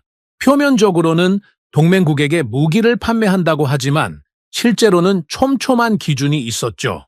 미국은 무기를 3가지 등급으로 분류합니다. 첫 번째는 일반 수출 가능 품목. 동맹국이면 대부분 살 수 있는 무기들이죠. 두 번째는 제한적 수출 품목. 특정 조건을 충족해야만 구매할 수 있는 무기들입니다. 세 번째는 수출 금지 품목. 아무리 가까운 동맹이라도 절대 팔지 않는 무기들이죠. 스텔스 기술이 들어간 최신 전투기는 3번째 등급에 가깝습니다. 완전히 금지는 아니지만 극히 제한적으로만 수출됩니다. 그것도 미국이 완전히 신뢰하는 극소수 동맹국에게만요. 대만은 그 목록에 없습니다. 저는 의회 청문회 기록에서 흥미로운 발언을 찾았습니다. 한 국방부 고위 관리가 이렇게 말했죠. 우리는 동맹국을 신뢰합니다. 하지만 신뢰와 기술 이전은 별개의 문제입니다. 핵심 기술은 아무리 가까운 동맹이라도 함부로 공유하지 않습니다. 이건 불신이 아니라 원칙입니다. 이 발언이 머릿속에서 맴돌았습니다. 신뢰와 기술 이전은 별개의 문제. 이게 미국의 논리였던 겁니다. 저는 이 논리를 더 깊이 파고들었습니다. 왜 미국은 이런 원칙을 세웠을까요? 답은 역사 속에 있었습니다. 냉전 시대 미국은 동맹국들에게 상당히 관대하게 무기를 제공했습니다. 소련에 맞서기 위해서는 동맹국들의 군사력을 강화해야 했으니까요. 하지만 그 과정에서 문제가 발생했습니다. 미국 기술이 예상치 못한 경로로 유출된 거죠. 가장 유명한 사례는 이란이었습니다. 미국은 이란 왕정 시절에 최신 전투기를 판매했습니다. 이란은 당시 미국의 중요한 동맹이었으니까요. 하지만 이란 혁명이 일어나면서 상황이 바뀌었습니다. 미국의 최신 전투기가 적대적인 정권의 손에 넘어간 거죠. 이 사건 이후 미국은 무기 수출 정책을 전면 재검토했습니다. 아무리 현재 동맹이라도 미래에 어떻게 될지 모른다. 그러니 핵심 기술은 함부로 넘기면 안 된다. 이런 교훈을 얻은 거죠. 마크에게 이 내용을 공유했습니다. 마크, 미국이 왜 그렇게 기술 이전에 엄격한지 알겠어? 왜? 이란 때문이야. 냉전 때 이란의 최신 전투기 팔았다가 혁명 이후에 적의 손에 넘어갔거든. 그 이후로 미국은 아무리 동맹이라도 핵심 기술은 안 주는 거야. 한번 데이니까 조심하는 거구나. 마야. 그리고 이 원칙은 지금도 유효해. 대만도 예외가 아니고. 저는 대만에 대한 미국의 무기 수출 기록을 분석했습니다. 미국은 대만에 상당한 양의 무기를 판매해 왔습니다. 전차, 전투기, 미사일, 함정. 목록이 길었죠. 하지만 자세히 보면 패턴이 있었습니다. 미국이 대만에 파는 무기들은 대부분 한 세대 이전 기술이었습니다. 최신이 아니라 검증된 구형 모델들이죠. 물론 구형이라고 해서 성능이 나쁜 건 아닙니다. 여전히 강력한 무기들이에요. 하지만 미국이 현재 운용하는 최신 무기와는 격차가 있습니다. 왜 그럴까요? 답은 간단합니다. 최신 무기에는 최신 기술이 들어가 있고 그 기술이 유출되면 미국의 군사적 우위가 흔들리기 때문이죠. 저는 한 방산 분석 보고서에서 흥미로운 표현을 발견했습니다. 기술 반감기라는 개념이었죠. 기술 반감기란 어떤 군사 기술이 유출됐을 때 그 피해가 절반으로 줄어드는 데 걸리는 시간을 말합니다. 최신 기술일수록 반감기가 깁니다. 유출되면 오랜 기간 동안 피해가 지속된다는 뜻이죠. 반면 구형 기술은 반감기가 짧습니다. 유출돼도 피해가 상대적으로 적다는 거예요. 미국이 대만에 구형 무기를 파는 이유가 여기에 있었습니다. 설령 유출되더라도 피해를 최소화할 수 있으니까요. 이건 대만을 불신해서가 아닙니다. 리스크 관리의 차원인 거죠. 저는 이 논리를 한국에 적용해 봤습니다. 한국이 대만에 팔려고 했던 무기는 구형이 아니었습니다. 한국의 최신 기술이 들어간 무기였죠. 한국 입장에서는 유출됐을 때 피해가 클 수밖에 없었습니다. 마크에게 전화를 걸었습니다. 마크, 미국이 대만의 구형 무기 위주로 파는 이유를 알겠어. 왜? 기술 반감기 때문이야. 최신 기술은 유출되면 피해가 오래 가거든. 구형은 유출돼도 피해가 적고. 그래서 미국은 대만의 구형 위주로 파는 거야. 그러면 한국은? 한국은 최신 무기를 팔려던 거였어. 유출되면 피해가 크지. 그래서 아예 안 판 거야. 마크가 잠시 생각하더니 말했습니다. 그러면 한국은 미국보다 더 엄격한 기준을 적용한 거네. 미국은 구형이라도 팔지만 한국은 아예 안 팔았으니까. 마야, 그게 내가 발견한 거야. 한국은 미국과 같은 논리를 쓰지만 더 엄격하게 적용한 거지. 저는 이 발견에 대해 더 깊이 생각해 봤습니다. 왜 한국은 미국보다 더 엄격할까요? 첫 번째 이유는 지리적 요인이었습니다. 5장에서 분석한 것처럼 한국은 중국 바로 옆에 있습니다. 유출됐을 때의 피해가 미국보다 직접적이고 즉각적이죠. 그래서 더 조심할 수밖에 없는 겁니다. 두 번째 이유는 방산 산업의 역사였습니다. 미국은 오랜 기간 무기를 수출해왔습니다. 그 과정에서 유출 사고도 겪었고 대응 방법도 개발했죠. 시스템이 갖춰져 있는 겁니다. 하지만 한국은 방산 수출국으로서의 역사가 짧습니다. 아직 유출 사고에 대응할 시스템이 충분하지 않을 수 있죠. 그래서 애초에 유출 가능성을 차단하는 쪽을 택한 거라고 볼 수 있습니다. 세 번째 이유가 가장 중요했습니다. 한국은 무기를 상품이 아니라 국가 안보 체계의 일부로 본다는 거였죠. 저는 이 점에 대해 더 자료를 찾아봤습니다. 한국 방산 정책에 관한 학술 논문들과 정부 발표 자료들을 분석했습니다. 그리고 흥미로운 사실을 발견했죠. 한국은 방산 산업을 단순한 수출 산업으로 보지 않습니다. 국가안보 전략의 핵심 축으로 봅니다. 무기를 팔아서 돈을 버는 것도 중요하지만 그보다 더 중요한 건 기술을 지키는 거죠. 한국 정부의 방산 정책 문서를 보면 이런 표현이 나옵니다. 방위산업은 국가 생존과 직결된 전략 산업이다. 경제적 이익보다 안보적 가치를 우선한다. 이게 한국의 공식 입장인 겁니다. 저는 이 문구를 읽으면서 한국의 대만 거절이 이해됐습니다. 한국은 무기를 팔 때 돈을 먼저 보는 게 아닙니다. 안보를 먼저 봅니다. 이 무기를 팔면 우리 안보에 어떤 영향이 있는가? 이게 첫 번째 질문인 거죠. 대만에 무기를 팔면 단기적으로는 수익이 생깁니다. 하지만 그 무기가 유출되면 장기적으로 한국 안보가 위협받습니다. 한국은 이 두 가지를 저울질했고 안보를 선택한 거죠. 저는 다른 방산 수출국들의 정책도 비교 분석해봤습니다. 프랑스, 영국, 독일, 러시아, 중국. 이들의 무기 수출 정책은 어떨까요? 프랑스와 영국은 비교적 상업적인 접근을 합니다.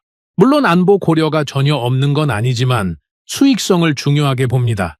무기 수출로 방산 산업을 유지하고 그 돈으로 자국 무기를 개발하는 구조죠. 독일은 좀 더 제한적입니다. 분쟁 지역에는 무기를 팔지 않는다는 원칙이 있죠.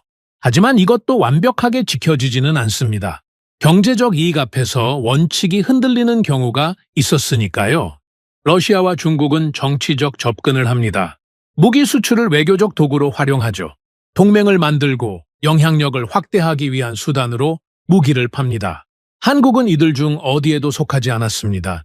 한국은 상업적 접근도 정치적 접근도 아닌 안보 중심 접근을 하고 있었죠. 저는 이 분석 결과를 보면서 한 가지 결론에 도달했습니다. 한국은 방산 신흥국이 아니다. 이미 자기만의 규칙을 가진 나라다. 많은 사람들이 한국을 방산 신흥국으로 봅니다. 최근에야 세계 시장에서 두각을 나타내기 시작했으니까요. 하지만 저는 그 평가가 틀렸다고 생각합니다. 한국은 신흥국이 아닙니다. 한국은 이미 강대국들과 같은 수준의 기준을 가지고 있습니다. 아니나 어떤 면에서는 더 엄격한 기준을 가지고 있죠. 강대국의 특징은 무엇일까요? 힘이 센 것, 경제력이 큰 것, 물론 그런 것도 중요합니다. 하지만 진짜 강대국의 특징은 따로 있습니다. 자기만의 규칙을 가지고 그 규칙을 지킨다는 거죠. 약소국은 규칙을 따릅니다. 강대국이 만든 규칙을 따라야 생존할 수 있으니까요. 하지만 진짜 강대국은 규칙을 만듭니다. 자기들의 기준으로 세상을 움직이죠. 한국은 방산 분야에서 규칙을 만들고 있었습니다. 팔 수 있어도 안 파는 기준, 돈보다 기술을 먼저 보는 기준, 이게 한국이 만든 규칙이었죠. 마크에게 전화를 걸었습니다. 마크, 결론을 내렸어. 뭔데? 한국은 방산신흥국이 아니야. 뭐라고? 최근에야 뜨기 시작했잖아. 시장 점유율로 보면 그렇지. 하지만 기준으로 보면 달라. 한국은 이미 자기만의 규칙을 가지고 있어. 그리고 그 규칙을 지키고 있지. 무슨 규칙? 팔 수 있어도 안 파는 규칙. 돈보다 기술을 먼저 보는 규칙. 이건 강대국들이나 하는 거야. 약소국들은 돈이 되면 뭐든 팔거든. 마크가 잠시 생각하더니 말했습니다. 그러면 한국은 이미 강대국 수준이라는 거네. 방산 분야에서는 마야. 시장 규모는 작을 수 있어. 하지만 기준의 수준은 강대국이야. 아니, 어떤 면에서는 미국보다 더 엄격해. 저는 분석 노트를 정리하면서 한 문장을 적었습니다. 거절은 약함이 아니라 강대국의 방식이다. 많은 사람들은 거절을 약함으로 봅니다. 돈을 벌 기회를 놓쳤다고, 외교적으로 손해를 봤다고 생각하죠. 하지만 그건 틀린 생각입니다. 진짜 강한 나라는 거절할 줄 압니다. 팔 수 있어도 안 파는 것. 그게 진짜 강함의 증거죠. 미국도 그렇게 합니다. 아무리 돈이 되는 거래라도 핵심 기술이 유출될 위험이 있으면 거절합니다. 그게 미국이 기술 강국으로 남아있는 이유죠. 한국도 같은 길을 가고 있었습니다. 한국은 미국이 걸어온 길을 따라가고 있는 게 아닙니다. 한국만의 길을 만들고 있는 거죠. 그리고 그 길의 방향은 미국과 같습니다.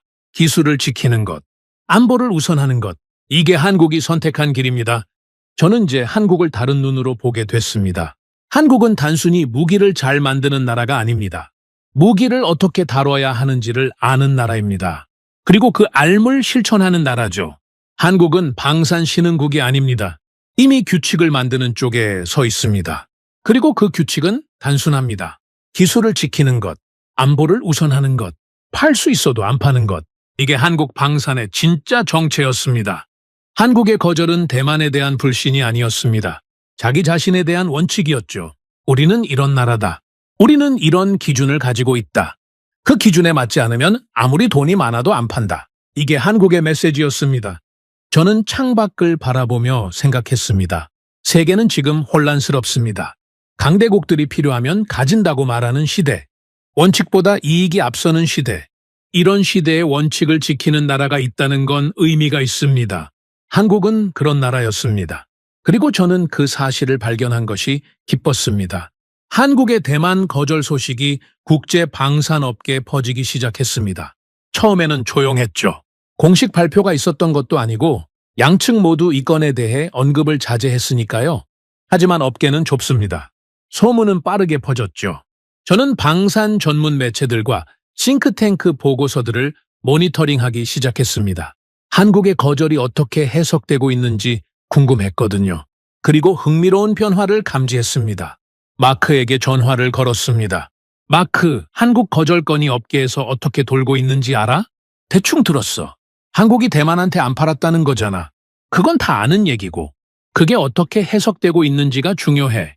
어떻게 해석되는데? 처음에는 다들 의아해했어.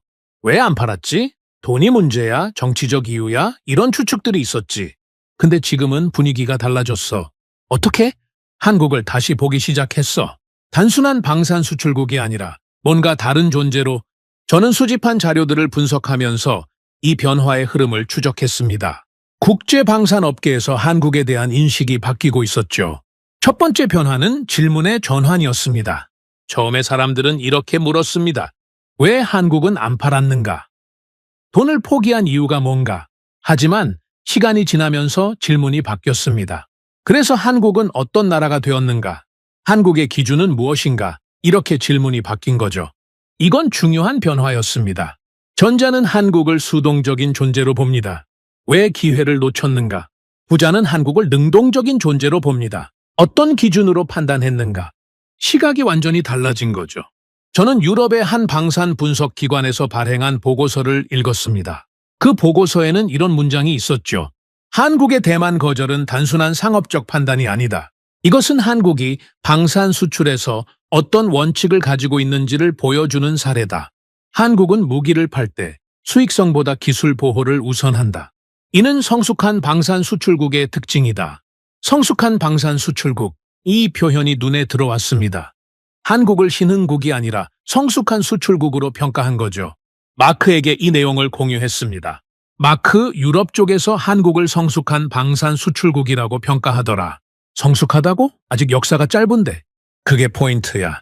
역사는 짧지만 기준은 성숙하다는 거지.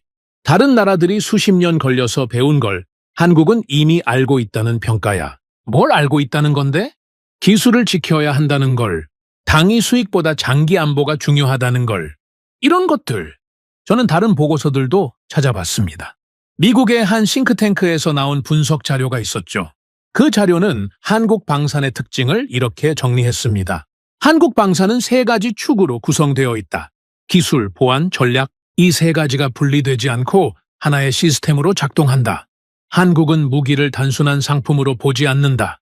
국가 안보 체계의 일부로 본다. 이 관점이 한국의 수출 정책에 그대로 반영된다. 기술, 보안, 전략이 하나의 시스템으로 작동한다. 이 분석이 정확했습니다. 제가 지금까지 파악한 한국 방산의 특징과 일치했죠. 저는 이 변화가 실제로 어떤 결과를 낳고 있는지 추적하기 시작했습니다. 한국에 대한 인식이 바뀌면서 어떤 일이 일어나고 있는가? 그리고 놀라운 사실을 발견했습니다. 한국의 거절 이후 오히려 한국 무기에 대한 관심이 높아졌습니다. 역설적이죠. 안 팔았는데 더 관심을 받다니. 하지만 논리적으로 보면 이해가 됩니다. 생각해 보십시오. 무기를 사는 나라 입장에서 가장 중요한 건 뭘까요? 가격, 성능, 물론 중요합니다. 하지만 더 중요한 게 있습니다. 그 무기가 나만 갖고 있는 것인가? 이게 핵심이죠. 아무리 좋은 무기를 사도 그 무기가 적국에도 팔리면 의미가 없습니다. 내가 가진 무기의 정보가 적에게 흘러가면 무용지물이 되죠. 그래서 무기를 사는 나라들은 판매국의 기술 통제 능력을 중요하게 봅니다. 한국이 대만을 거절한 건 한국이 기술 통제를 철저히 한다는 증거였습니다. 한국은 돈이 된다고 아무에게나 팔지 않는다. 기준이 있다. 이게 다른 나라들에게 긍정적인 신호로 작용한 거죠. 저는 이 논리를 마크에게 설명했습니다. 마크, 한국이 거절해서 오히려 신뢰가 올라간 것 같아. 어떻게? 거래를 안 했는데? 그게 포인트야. 한국은 아무에게나 안 판다는 걸 보여준 거지. 그러면 한국한테 무기를 산 나라들은 안심하게 되잖아. 왜? 한국이 우리한테 판 무기를 다른데 함부로 안 판다는 뜻이니까. 기술이 유출될 가능성이 적다는 거지. 마크가 잠시 생각하더니 말했습니다. 그러네. 까다로운 판매자가 오히려 신뢰받는 거구나. 마야, 아무에게나 파는 판매자는 믿을 수 없잖아. 근데 기준이 있는 판매자는 믿을 수 있어. 한국이 그런 이미지를 얻은 거야. 저는 이 변화를 뒷받침하는 추가 자료를 찾았습니다. 폴란드와 한국의 방산 협력에 관한 기사들이 있었죠. 폴란드는 한국의 대만 거절 이후에도 한국과의 협력을 확대하고 있었습니다. 오히려 더 적극적으로 한국 무기를 도입하려는 움직임을 보였죠. 폴란드 국방부 관계자의 발언이 인용된 기사가 있었습니다. 한국은 신뢰할 수 있는 파트너다. 한국은 무기를 팔 때 기준이 있다. 그 기준은 우리의 안보에도 도움이 된다. 기준이 있다. 이 말이 핵심이었습니다. 폴란드는 한국의 기준을 긍정적으로 평가한 거죠. 저는 다른 나라들의 반응도 추적했습니다.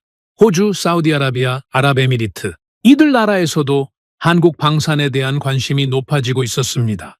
그리고 그 관심의 성격이 달라지고 있었죠. 예전에는 이런 질문이 많았습니다. 한국 무기 가격이 얼마야? 성능은 어때? 납기는 언제야? 가격과 성능 중심의 질문들이었죠. 하지만 지금은 다른 질문들이 나오고 있었습니다. 한국의 기술 보호 정책은 어때? 한국은 어떤 기준으로 수출을 결정해? 한국과 협력하면 우리 기술도 보호받을 수 있어? 이런 질문들로 바뀐 거죠. 이건 한국을 단순한 무기 판매자가 아니라 안보 파트너로 보기 시작했다는 뜻입니다. 무기를 사는 것이 아니라 안보 체계를 함께 구축하는 것. 그런 관점으로 한국을 보기 시작한 거죠. 저는 이 변화가 왜 일어났는지 분석했습니다. 그리고 한 가지 결론에 도달했습니다. 한국의 거절은 단기적으로는 손해였습니다. 수십억 달러의 수익을 포기했으니까요. 하지만 장기적으로는 이익이었습니다. 한국의 신뢰도가 올라갔고 한국 방산의 가치가 재평가됐으니까요. 이건 쉬운 선택이 아닙니다. 대부분의 나라들은 눈앞의 이익을 포기하지 못합니다. 당장 돈이 되면 원칙을 타협하죠. 하지만 한국은 달랐습니다. 한국은 눈앞의 이익보다 장기적인 가치를 선택했습니다. 마크에게 전화를 걸었습니다. 마크, 한국의 선택이 왜 현명했는지 알겠어. 왜? 단기적으로는 손해야. 수십억 달러를 포기했으니까. 근데 장기적으로는 이익이야. 어떤 이익? 신뢰야. 한국은 신뢰를 얻은 거야. 아무에게나 안 파는 나라, 기준이 있는 나라, 이런 이미지를 얻은 거지.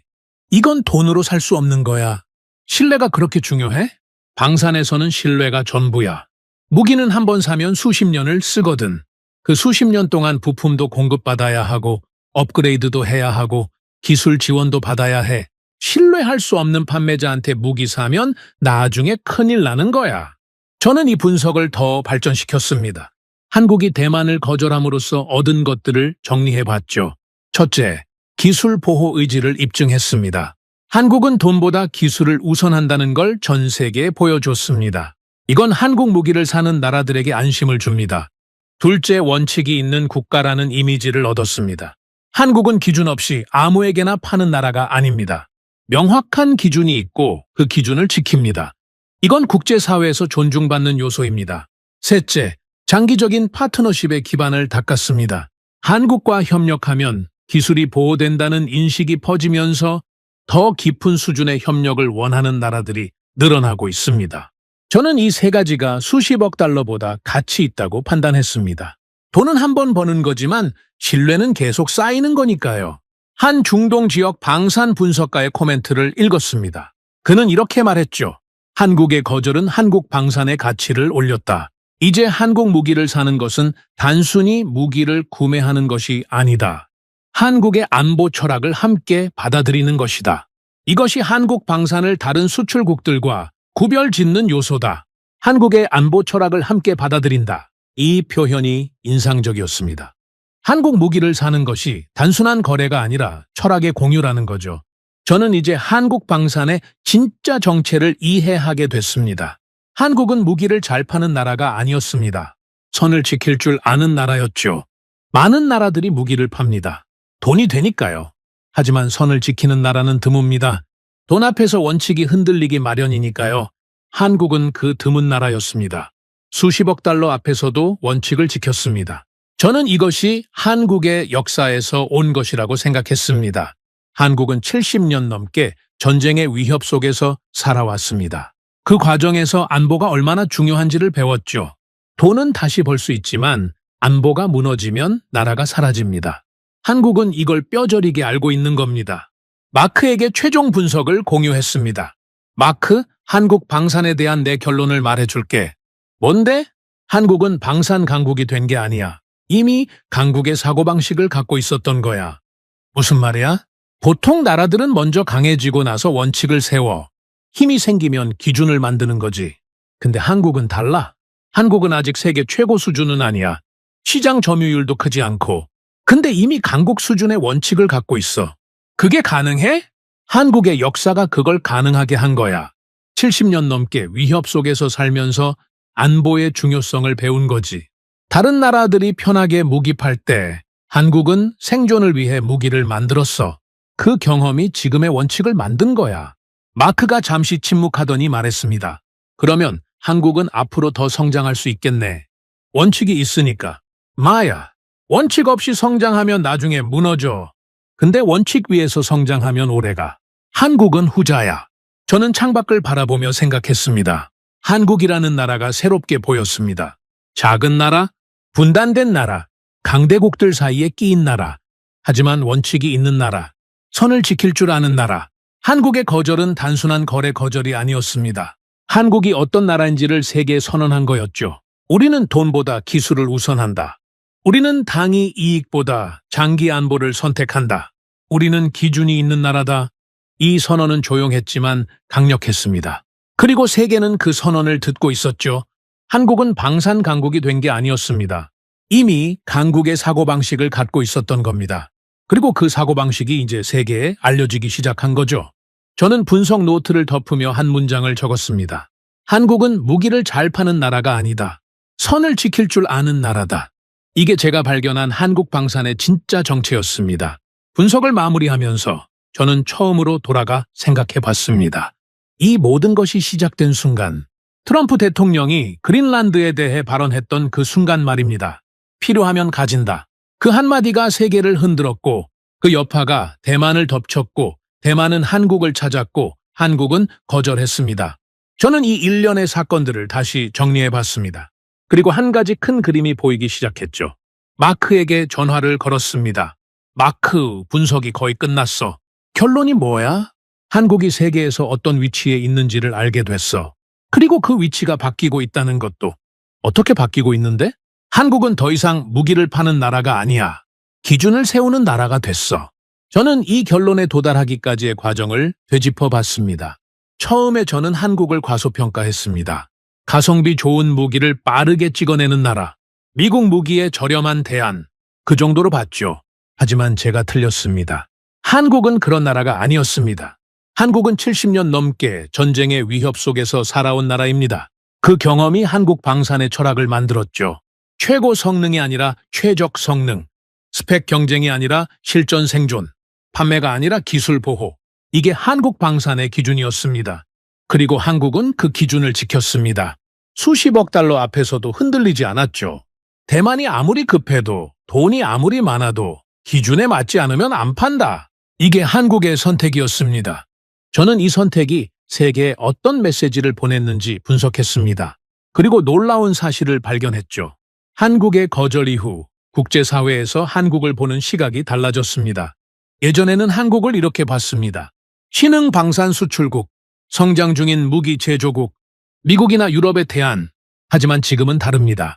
한국을 기준이 있는 나라로 봅니다. 원칙을 지키는 나라로 봅니다. 안보 철학이 있는 나라로 봅니다. 이건 단순한 이미지 변화가 아닙니다. 국제사회에서의 위치 변화입니다.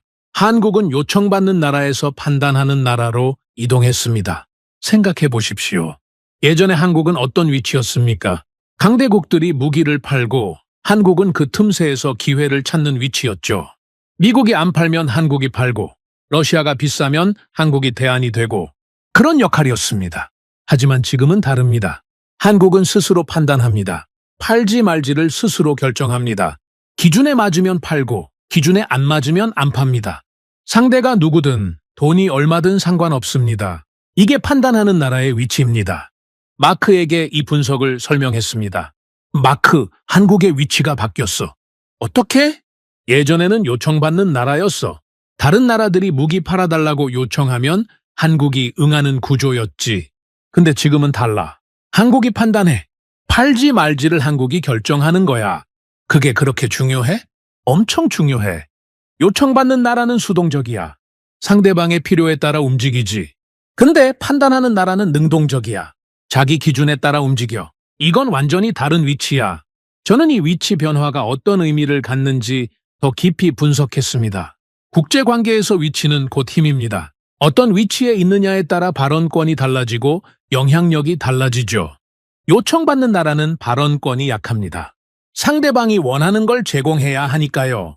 협상에서 을의 위치에 서게 됩니다. 하지만 판단하는 나라는 다릅니다. 자기 기준이 있으니까 상대방이 그 기준에 맞춰야 합니다. 협상에서 갑의 위치에 서게 되죠. 한국은 이제 갑의 위치로 이동하고 있었습니다.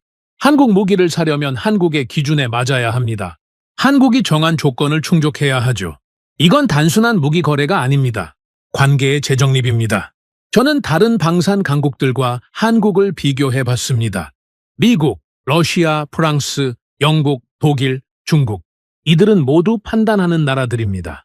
자기 기준이 있고 그 기준에 따라 무기를 팔거나 안 팝니다. 미국은 가장 대표적이죠. 미국은 동맹국에게도 모든 무기를 팔지 않습니다. 핵심 기술이 들어간 무기는 제한합니다. 이게 미국의 기준이죠. 그리고 전 세계가 이 기준을 받아들입니다. 미국 무기를 사려면 미국의 기준에 맞아야 하니까요. 한국도 이제 같은 위치로 올라서고 있었습니다. 한국만의 기준이 있고 그 기준이 국제사회에서 인정받고 있었죠. 이건 엄청난 변화입니다. 한국이 방산 분야에서 강대국의 반열에 올라섰다는 뜻이니까요. 저는 이 변화가 왜 중요한지 정리해봤습니다. 첫째, 한국의 발언권이 강해집니다. 기준이 있는 나라는 국제사회에서 존중받습니다. 한국이 무기 수출에 대해 발언하면 다른 나라들이 귀 기울여 듣게 됩니다. 한국의 의견이 무게를 갖게 되는 거죠. 둘째, 한국의 협상력이 높아집니다. 한국 무기를 사려는 나라들은 한국의 기준에 맞춰야 합니다. 가격 협상에서도 한국이 유리해지고 조건 협상에서도 한국이 주도권을 갖게 됩니다. 셋째, 한국의 안보가 강화됩니다. 기준이 있는 나라는 기술 유출 가능성이 낮습니다. 한국 무기가 적국으로 흘러갈 가능성이 줄어드는 거죠. 이건 직접적으로 한국 안보에 기여합니다. 마크에게 이 분석을 공유했습니다. 마크, 한국의 선택이 왜 현명했는지 완전히 이해했어. 왜? 단기적으로는 손해야. 수십억 달러를 포기했으니까. 근데 장기적으로는 엄청난 이익이야. 어떤 이익? 위치가 바뀌었어. 한국은 이제 판단하는 나라야. 기준을 세우는 나라야. 이건 돈으로 살 수 없어. 수십 년에 걸쳐 쌓아야 하는 거야. 근데 한국은 이번 한 번의 선택으로 그 위치를 얻은 거야. 마크가 잠시 생각하더니 말했습니다. 그러면 한국은 앞으로 더 많은 걸 얻을 수 있겠네. 마야. 신뢰는 복리로 쌓여. 한 번 신뢰를 얻으면 계속 쌓여가지. 한국은 이제 그 복리 효과를 누리기 시작할 거야. 저는 분석을 마무리하면서 한국이라는 나라에 대해 다시 생각해 봤습니다. 처음 이 분석을 시작했을 때 저는 한국을 잘 모른다고 생각했습니다. 방산 분야에서 최근에 뜨기 시작한 나라, 가성비 좋은 무기를 만드는 나라, 그 정도의 인식이었죠. 하지만 지금은 다릅니다. 한국을 깊이 이해하게 됐습니다. 그리고 그 이해는 존경으로 바뀌었죠. 한국은 70년 넘게 전쟁의 위협 속에서 살아왔습니다. 휴전선 너머에는 항상 위험이 있었죠. 그 상황에서 한국은 무너지지 않았습니다. 오히려 성장했습니다. 경제도 성장했고, 기술도 성장했고, 방산도 성장했습니다. 그리고 그 성장에는 철학이 있었습니다. 단순히 돈을 벌기 위한 성장이 아니었습니다.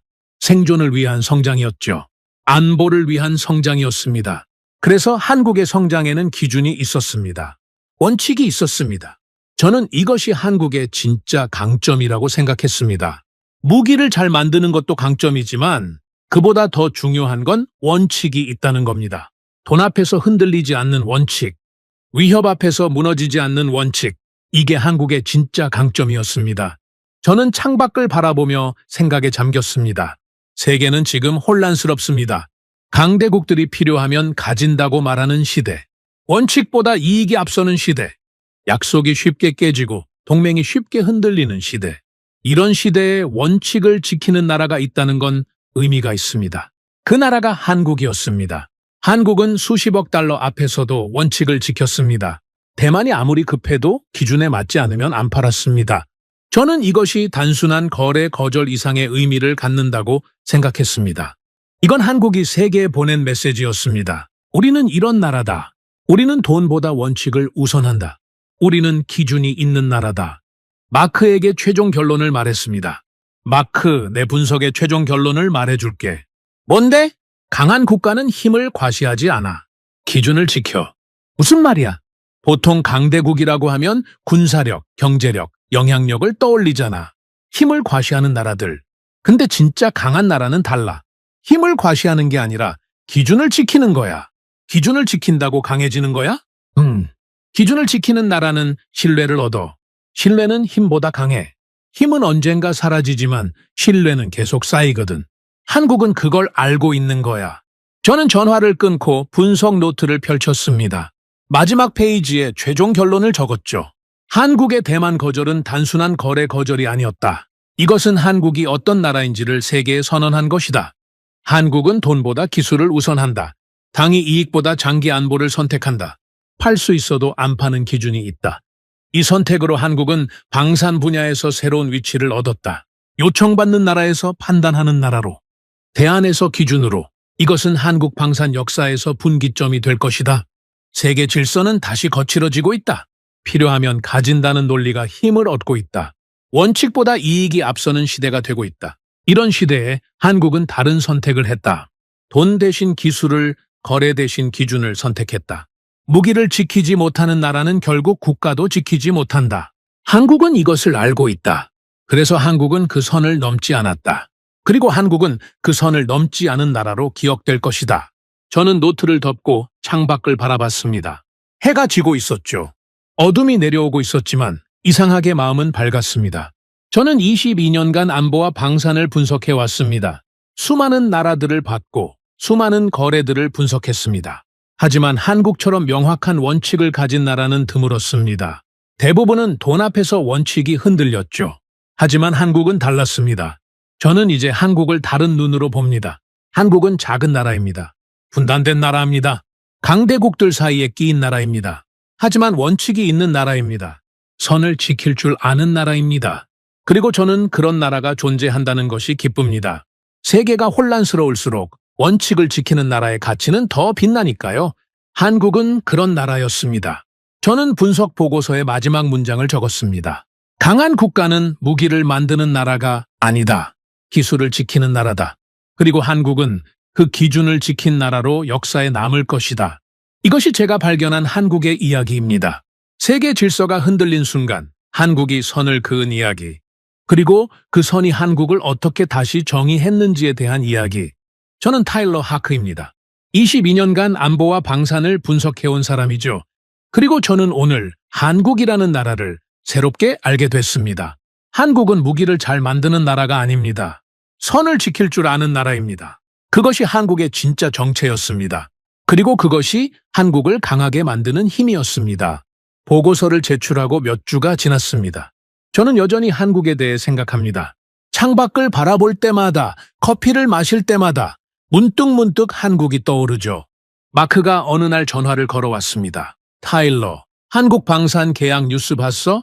또 대형 건이 터졌더라. 봤어. 네, 분석이 맞았네. 한국 신뢰가 올라간 거야. 저는 웃으며 대답했습니다. 신뢰는 하루아침에 생기는 게 아니야.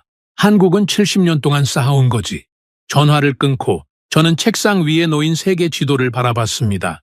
한반도가 눈에 들어왔죠. 작은 반도, 분단된 땅, 강대국들 사이에 끼인 나라. 하지만 저는 이제 압니다. 크기가 강함을 결정하지 않는다는 걸, 원칙이 강함을 결정한다는 걸. 세계는 계속 변하고 있습니다. 필요하면 가진다는 논리가 더 강해질 수도 있습니다. 원칙이 무너지는 나라들이 더 많아질 수도 있죠. 하지만 그 혼란 속에서도 선을 지키는 나라가 있다면 그 나라는 결국 살아남을 겁니다. 한국은 그런 나라였습니다. 돈보다 기술을 택한 나라, 거래보다 기준을 택한 나라, 수십억 달러 앞에서도 흔들리지 않은 나라. 저는 가끔 생각합니다. 만약 더 많은 나라들이 한국처럼 행동한다면 세계는 어떻게 될까? 원칙이 이익을 이기는 세상, 신뢰가 힘을 이기는 세상, 그런 세상이 올 수 있을까? 모르겠습니다. 하지만 한 가지는 확실합니다. 한국은 그 가능성을 보여줬습니다. 작은 나라도 원칙을 지킬 수 있다는 걸, 강대국들 사이에서도 기준을 세울 수 있다는 걸. 저는 22년간 안보를 분석해왔습니다. 그리고 이번에 가장 중요한 교훈을 배웠죠. 무기를 지키지 못하는 나라는 결국 국가도 지키지 못한다. 그리고 한국은 그 선을 넘지 않은 나라다. 이것이 제가 세상에 전하고 싶은 이야기입니다. 오늘의 사연은 여기까지입니다. 구독과 좋아요는 영상 제작에 아주 큰 힘이 됩니다. 지금까지 감동테라스 저는 소희였습니다. 오늘도 우리 구독자님들의 가정에 따뜻한 행복이 가득하시길 진심으로 바라겠습니다. 긴 영상 끝까지 시청해주셔서 정말 감사합니다. 내일 더 좋은 이야기로 찾아뵙겠습니다. 감사합니다.